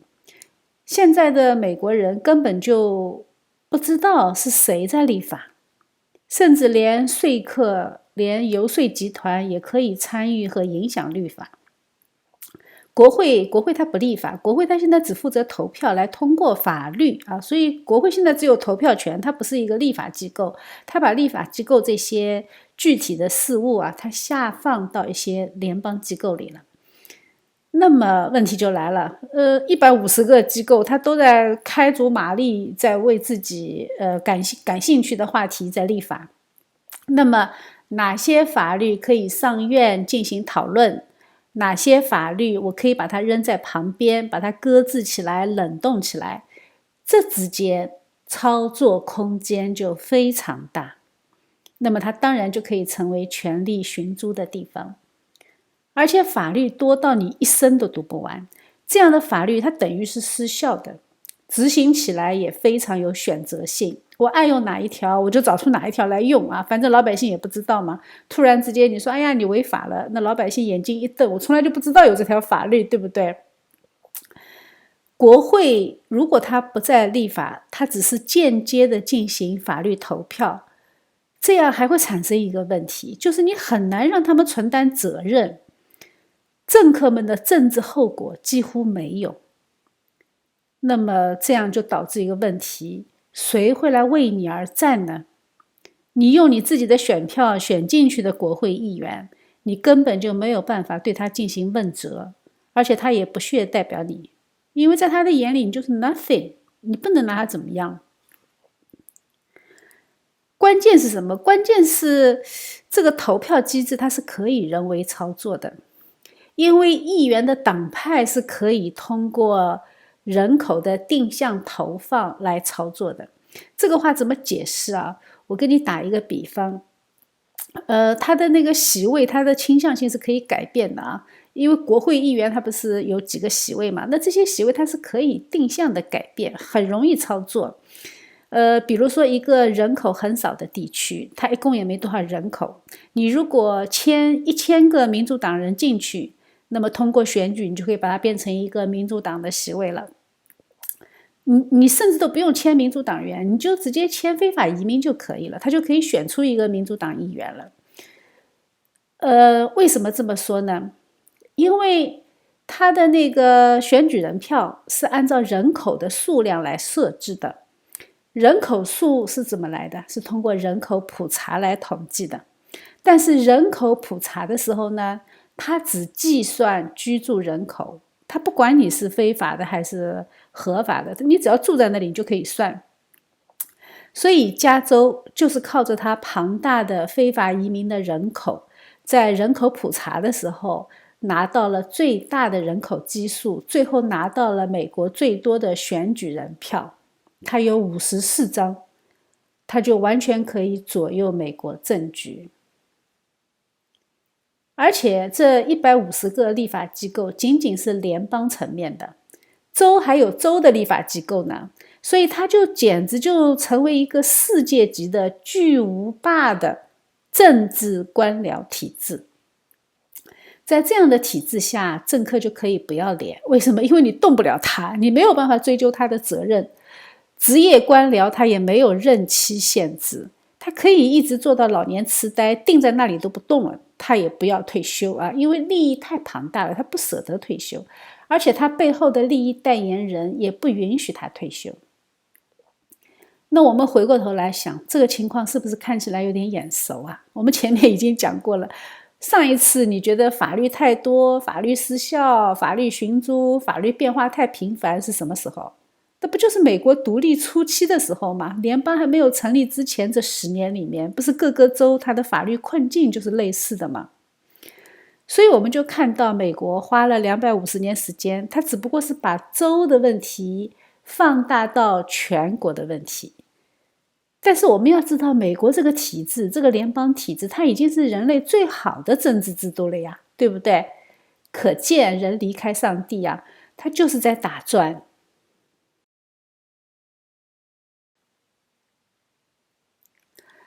在这样的泛滥的法律保护下，美国产生空前强大的联邦利益共同体。它不仅仅包括了职业官僚，它还结合了各种利益群体，比如说像军工企业、像医疗企业、教育行业，还有金融机构啊，还有司法机关啊，它都是盘根错节的，利益交织成一张大网，根本无法改革。美国联邦每年有5万亿美元的支出是没有获得国会批准的。五角大楼呢，有连续7年审计没有通过，有接近1万亿美元去向不明。你能想象吗？这是美国所以这样的机构，你说怎么改革嘛？难怪马斯克说要推倒重来啊，因为你靠裁员裁几个人根本就不解决问题。川普这一届政府非常清楚啊，美国的问题是大政府的问题，他的政策呢是努力要回到小政府的状态，所以嘛，他任命的那个商务部长，他说要取消联邦所得税啊，用关税来养小政府。那么政府得有多小呢？这个就得看马斯克了，对吧？马斯克说从420个砍到99个，对吧？那这一刀下去就很厉害了。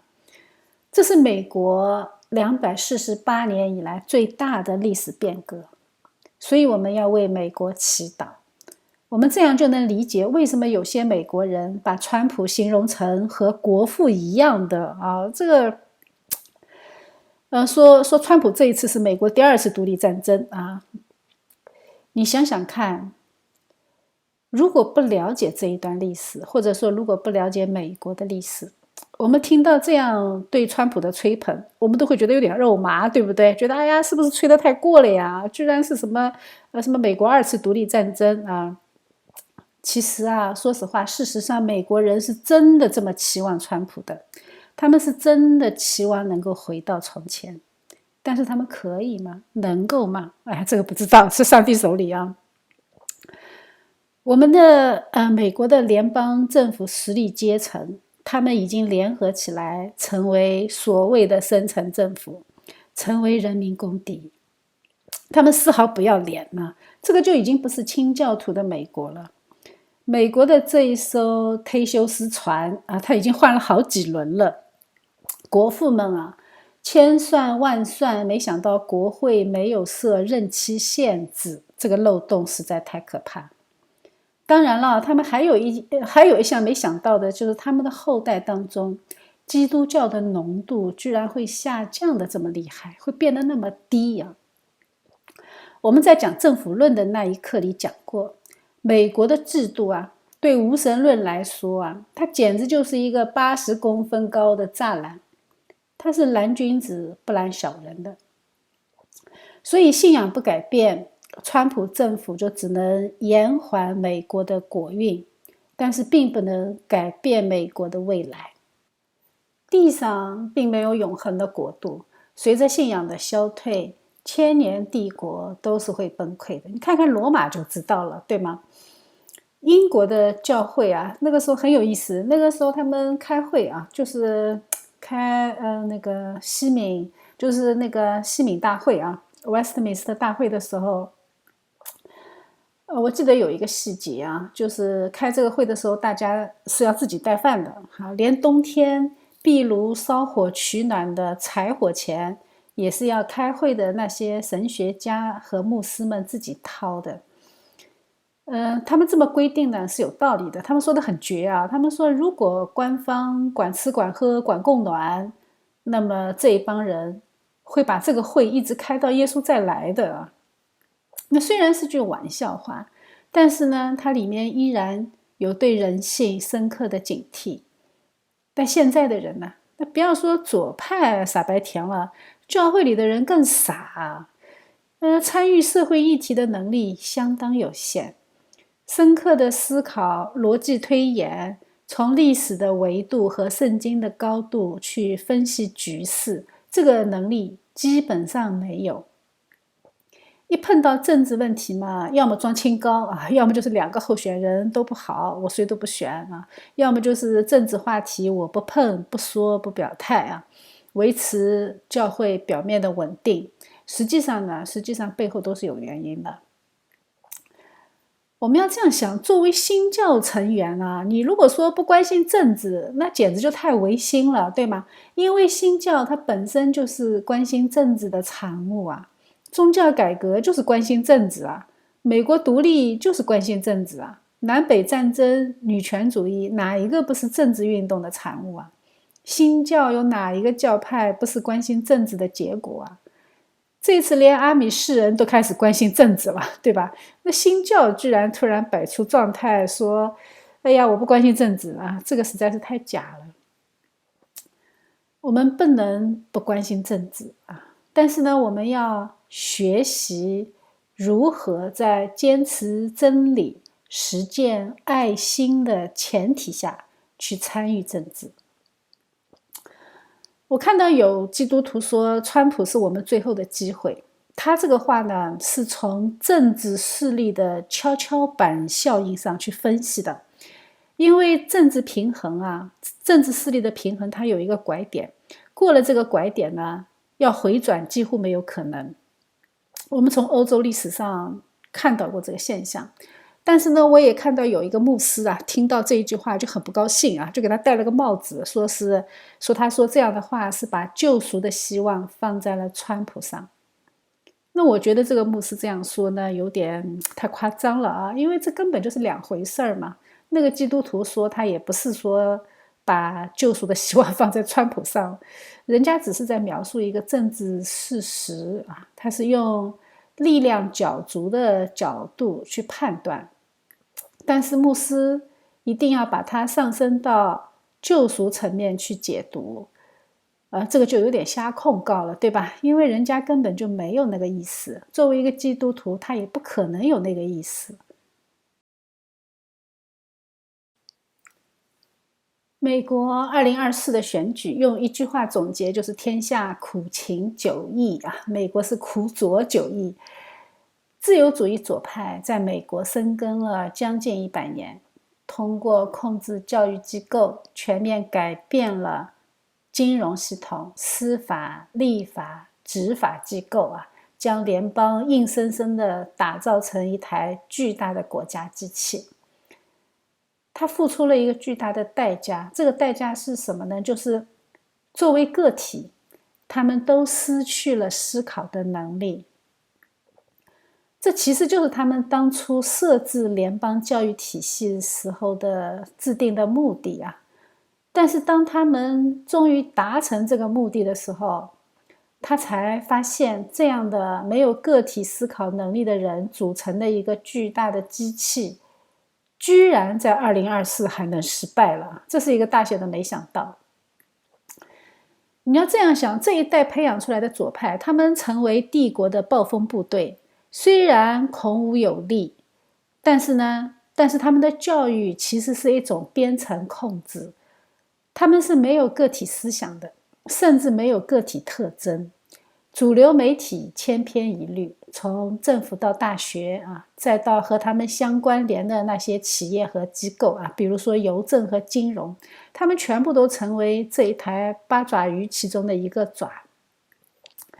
机器试图控制民众的思想，他们也确实为自己塑造了一批螺丝钉啊，但是不在这个机器里的民众，他们依然能够感受到这种碾压式的压迫，只是出于政治正确，大家不太好意思跳出来而已啊。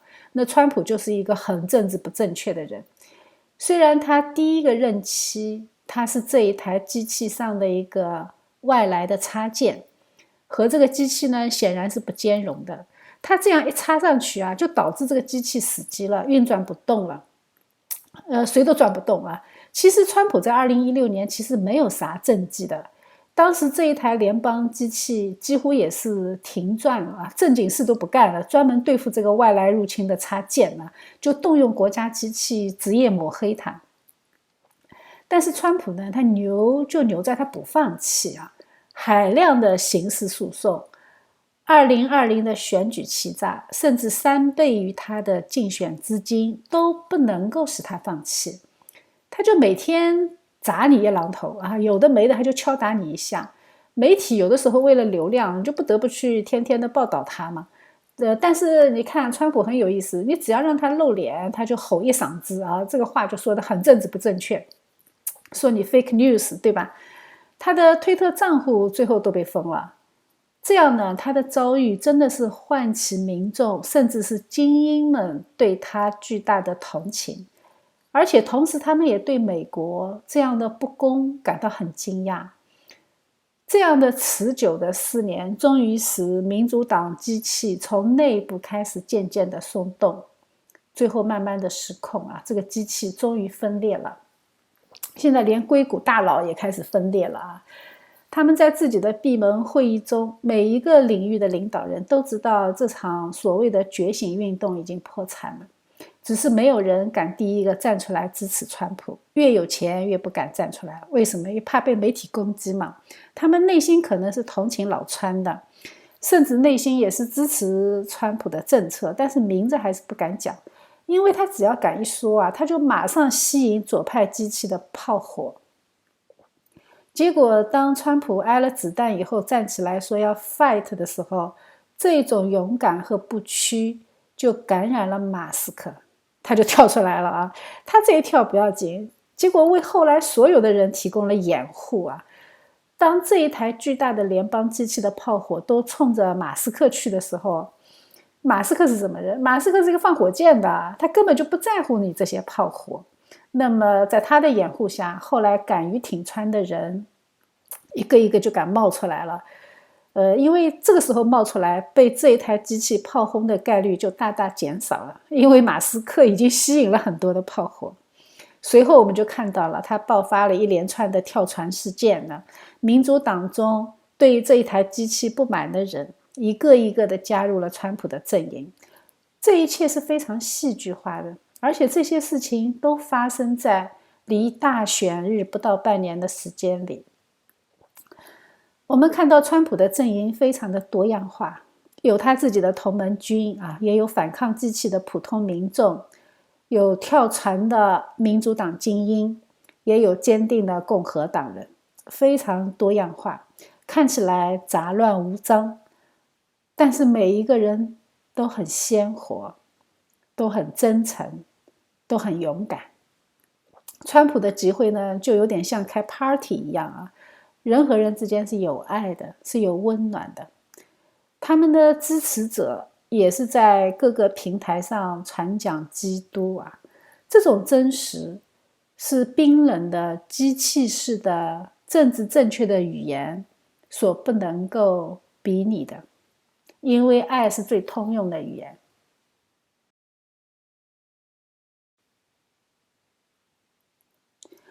2024的选举其实只是刚刚开始啊，这不是结束，也不是胜利。我们要想一下，兰州为什么会这么蓝？不是因为他们生活在蓝天下，而是因为他们早就破产了。他们必须获得联邦大量的资金才能够保持运转。加州每次缺钱了，你会发现山上就起火了啊，这就成为一个模式。因为只要山上起火，联邦的援助就到了。联邦自从可以发债，那就相当于取款机不需要密码。这些兰州靠着联邦资金而运转，当然了，整个州政府它当然就会从上到下会帮助民主党去作弊，来保护联邦的蓝色，因为他们这是在保护自己的钱袋子，保住自己的饭碗，保住兰州的经济。当川普上台以后呢，兰州的破产危机就会集中爆发，他们很有可能甚至就会直接摆烂啊，给川普难堪。如果要拆除这一台联邦大机器，如果联邦裁员，那么这么多人进入劳动力市场，如果没有足够的企业去消化他们，其实同样也是很危险的。那些新毕业的大学生啊，都是拿着学生贷款去读的大学，如果他们毕业以后没有工作，学生债务危机也马上会爆发。这样呢，金融的压力就很大啊，银行的压力就很大。产业和资本的回流，同样它也会造成国际关系的变化。前面累积下来的金融问题，它也会有集中爆发的危险。而且我们要知道，联邦欠了那么多债，对不对？那债务危机它其实也要找一个时间释放的，金融核弹它还是需要释放的。那他们在想什么时候放呢？要不就趁这个机会把这个锅扔给川普算了，对不对？你要想他们有可能会这么干呢，不是我们阴谋论啊，这一切都是有可能的。还有就是边境危机啊，边境危机它也要耗费大量的金钱和人力。民主党把他们放进来就已经花了很多钱了，川普政府把他们弄走还是要花钱。这些问题它都不会自动消失，它都需要一点一点去解决。川普政府呢，他也一定会在税制上去释放企业，这样才是刺激企业回流的发动机啊！一个国家它只有真正的形成全产业链，它才能够使民众有工作的尊严。在二战之前，美国几乎就是全产业链的，但是呢，现在就不是了。现在我们就看到一个口罩就把你给难住了，对吗？在战争时代，保全自己，你必须全产业链。但是现在你要再建立全产业链，它需要时间，需要教育体制的配合，需要重新去培养一批敬虔的、敬业的人才。彼得蒂尔说了一句话很有意思，他说这个世界正在梦游般的走向末日。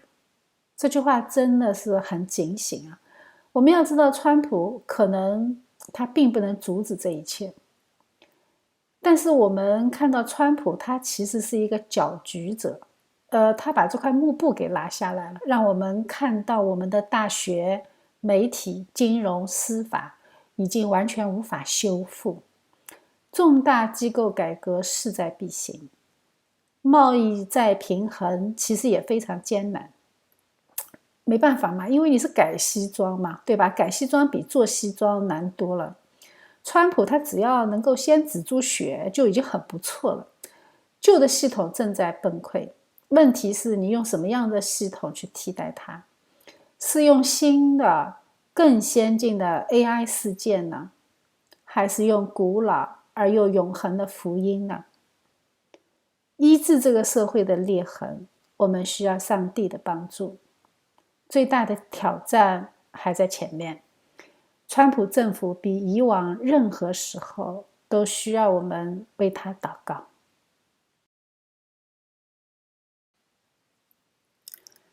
可见啊，人心如果不改变，制度全是摆设。川普新政府对税务的审计就非常说明情况。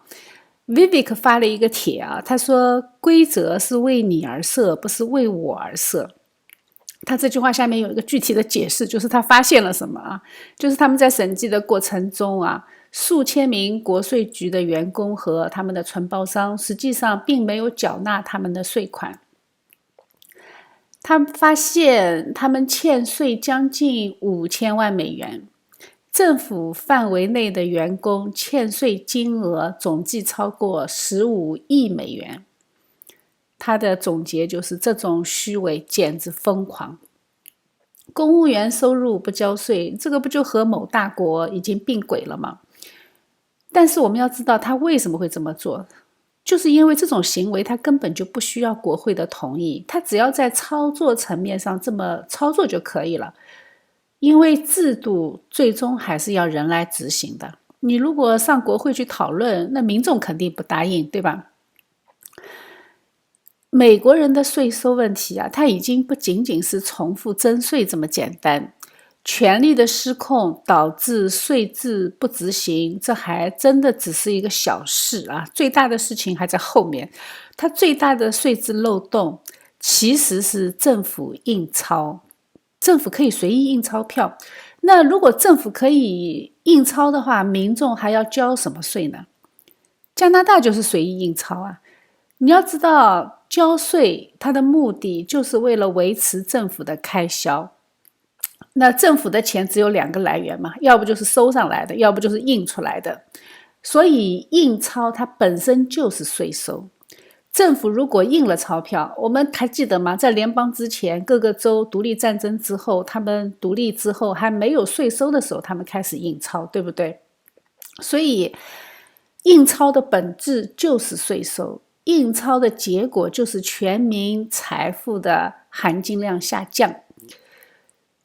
所以由此可见，政府如果他借债，他其实就是子孙欠政府的税收，他其实就是花的子孙的钱。我们的小孩还没出生呢，他就欠政府很多税金了啊！因为政府自己是不产生价值的，他要不印钞去还债，要不就是收你的税去还债，这2个本质上是一回事啊。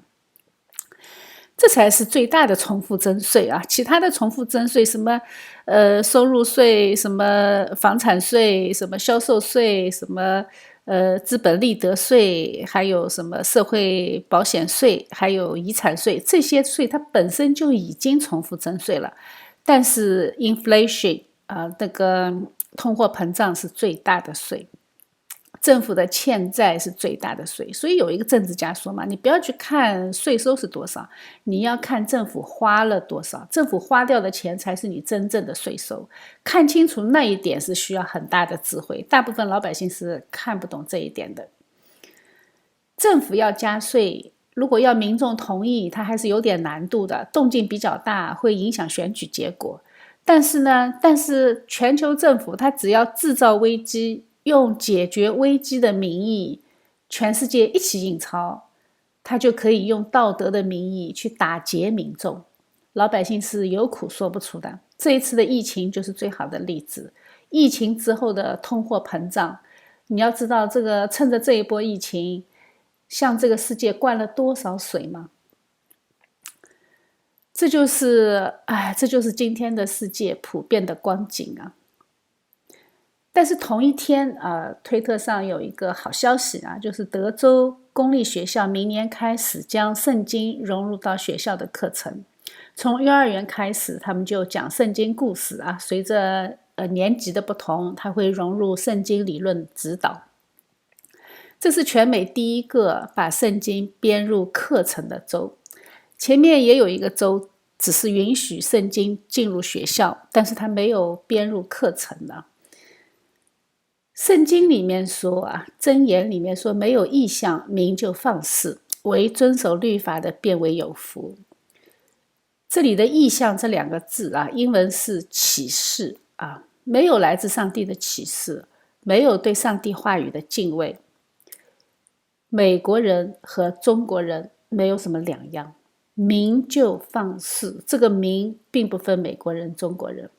这个世界上不存在什么高等文明和低等文明，只有神的文明和没有神的文明。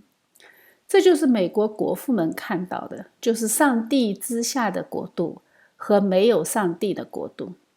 也就像我们今天这个视频的标题，倘若我们忘了神的名。我们看到没有，美国的今天的乱象，它不是偶然的。当我们忘了上帝的名，我们都是没有上帝的国度。所以我们分析美国的政治不是我们的目的，我们的目的是要知道这地上没有永恒的国，只有我们天上的国度才值得我们全心全意的向往。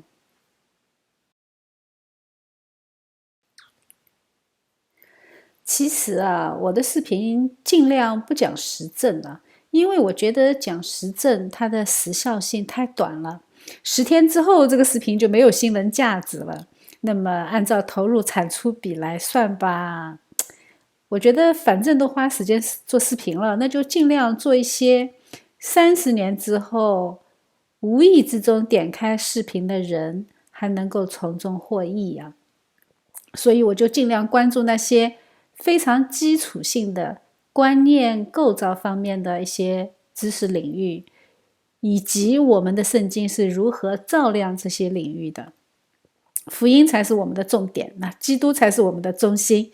我们如果讲基督的话，那你想想看，这个视频的价值是不是就可以一直到世界的末了？因为我们的基督是永恒的，对不对？这就是我的小算计啊。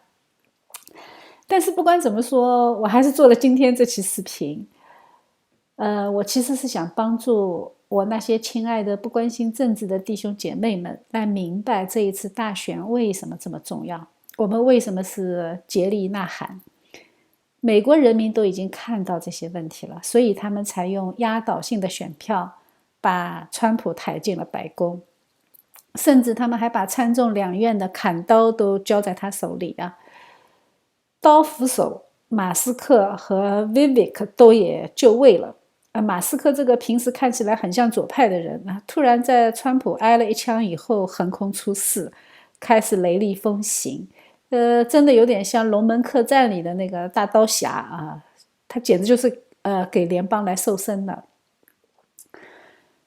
我曾经听一个朋友跟我说啊，他说有些牧师反对川普是因为就是华人牧师啊，他们反对川普其实是因为他们自己在美国还没有拿到身份啊，所以从心底里担心他上台之后对移民的政策不友善。我觉得牧师这么想是很正常的，为什么？微观经济学嘛，对吧？一个人他肯定是从微观经济角度去考量这些事情，这并没有什么不对啊。我非常理解这种心态，但是呢，我看这个问题呢，可能视角跟他们有一点点不一样。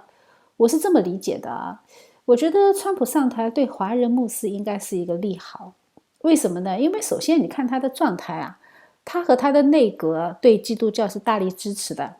川普还说美国人人都需要有一本圣经，他甚至还在卖签名版的圣经啊，而且他也说要让美国在此祷告。所以我并不觉得他和他的内阁会对牧师群体有恶意。而且另外呢，有一个很关键的地方，就是他把非法移民给赶走了。把非法移民赶走了，这个移民系统才能够真正的开始正常的工作，它才可以加快审批正常移民的速度。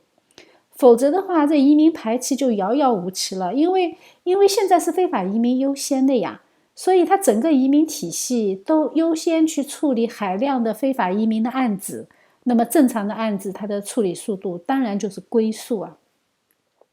所以我从这个角度看呢，我觉得大家不要忧虑啊，我们把目光放得宏观一点，按照上帝的原则来做政治选择，其他的事情我们就交给上帝。因为我相信神的旨意是好的，他必定会赏赐爱他的人。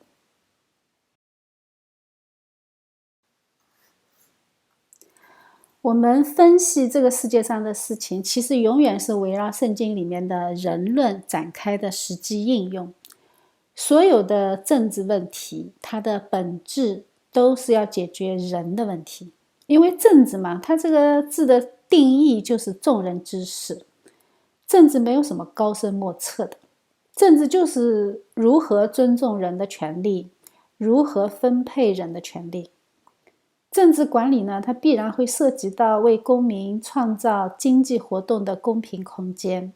所以经济问题的本质，它同样是人的问题啊，就是怎么样让人能够体面的活着。既然是人的问题，那应该怎么解决？靠政治能解决吗？靠经济可以吗？都不可能啊！人的问题是罪的问题啊，罪的问题只有靠基督才能解决。上帝创造的人类是有心灵自由的，是分散秩序的。分散秩序下的人的问题是无解的，因为人心比万物都要诡诈。世界上并不存在一个一揽子可以解决人类问题的政治制度。世界是动态的，人心也是动态的。我们今天通过梳理美国的历史，我们就知道人的困境。美国它从中央政府的英国独立出去，结果各州的多数人立法自治这种模式不到10年就暴露问题了。然后国父们又凭着他们的聪明智慧，设计了世界上最缜密的政治制度，走向联邦。结果联邦的问题也不小啊，他们首先在奴隶制上就产生分歧，资本主义和农庄经济产生对立啊，付上巨大的代价。结果好不容易战后可以好好发展经济了，结果1战、2战中间还夹了一个经济危机啊。所以看到没有，理想很美好，但是现实问题它并不是由你可以控制的，它是会不断的冒出来，来裹挟着你做出和当初完全不一样的决定。因为人变了，处境变了，信仰变了。不忘初心的状态是不存在的。圣经要我们不要忘记起初的爱心。我们是从哪里起初的？我们是从哪里出发的？我们是从爱上帝出发的，从爱基督出发的。所以我们只有不断的回到爱上帝这个起点，我们才能调整自己的视角，回到当初出发的地方。我们不要把期望放在人间制度上，罪人的人间制度全部都是过程，它不是终极的解决方案。我有一个朋友，他就是制度论者，他经常跟我讨论，他说中国人勤劳勇敢，只差一个好的制度。我和他说，没有人心的改变，制度没有用。但是他不同意啊，他说没有好的制度，你都不能传福音。那所以他的结论还是要先有制度。这就没完没了了嘛，就跟先有鸡还是先有蛋一样。但是呢，我觉得他还是挺盲目的，因为什么呢？因为在我眼里，答案其实很清晰。传福音并不需要他给我什么制度。上帝说得时不得时，你都要传福音。如果只有在民主的制度下，上帝才能传福音，那罗马时代可是世界上最强权的独裁政府啊，福音是怎么传开的？所以制度论者并不了解福音的本质，并不认识神的大能，所以他才会认为我们的上帝需要一个好的制度，才能够为福音保驾护航。所以他的神论本身就是错误的，因为他不认识耶稣。美国的今天就是上帝给我们看的最好的例子。如果教会不向他们传讲人的价值，教徒不去为人的尊严发声，那么人被奴役就很正常。教会衰弱，国家机器就会强大。国家机器一旦强大，它是要吃人的，它是会制造战争来为军工企业谋利的。那当这种情况出现的时候，战场上流的人的血，那其实每一个纳税人都有份的。而阻止这个机器呢，需要付上巨大的代价。美国这一次的机会，我觉得真的是神赐的，我们要珍惜啊。我觉得这场胜利是上帝赐给教会的，它不仅仅是赐给美国，也不仅仅是赐给世界啊。我为什么这么认为呢？我在想，如果现在就是世界末日了，如果现在就大逼迫来临了，我们的教会准备好了吗？显然没有准备好。这一次大选就暴露了教会真实的属灵状况。西方教会现在已经是天下无贼的状态了，连敌人是谁都不知道，连战场在哪里都不知道，整天在那个教堂里面挂着彩虹旗，对不对？华人教会也紧跟其后啊，真的很忙，在想办法怎么样接纳同性恋啊，而且有些教会还在组织大家跳广场舞啊。这样的教会它是不可能有足够强壮的能力去应对末日危机的。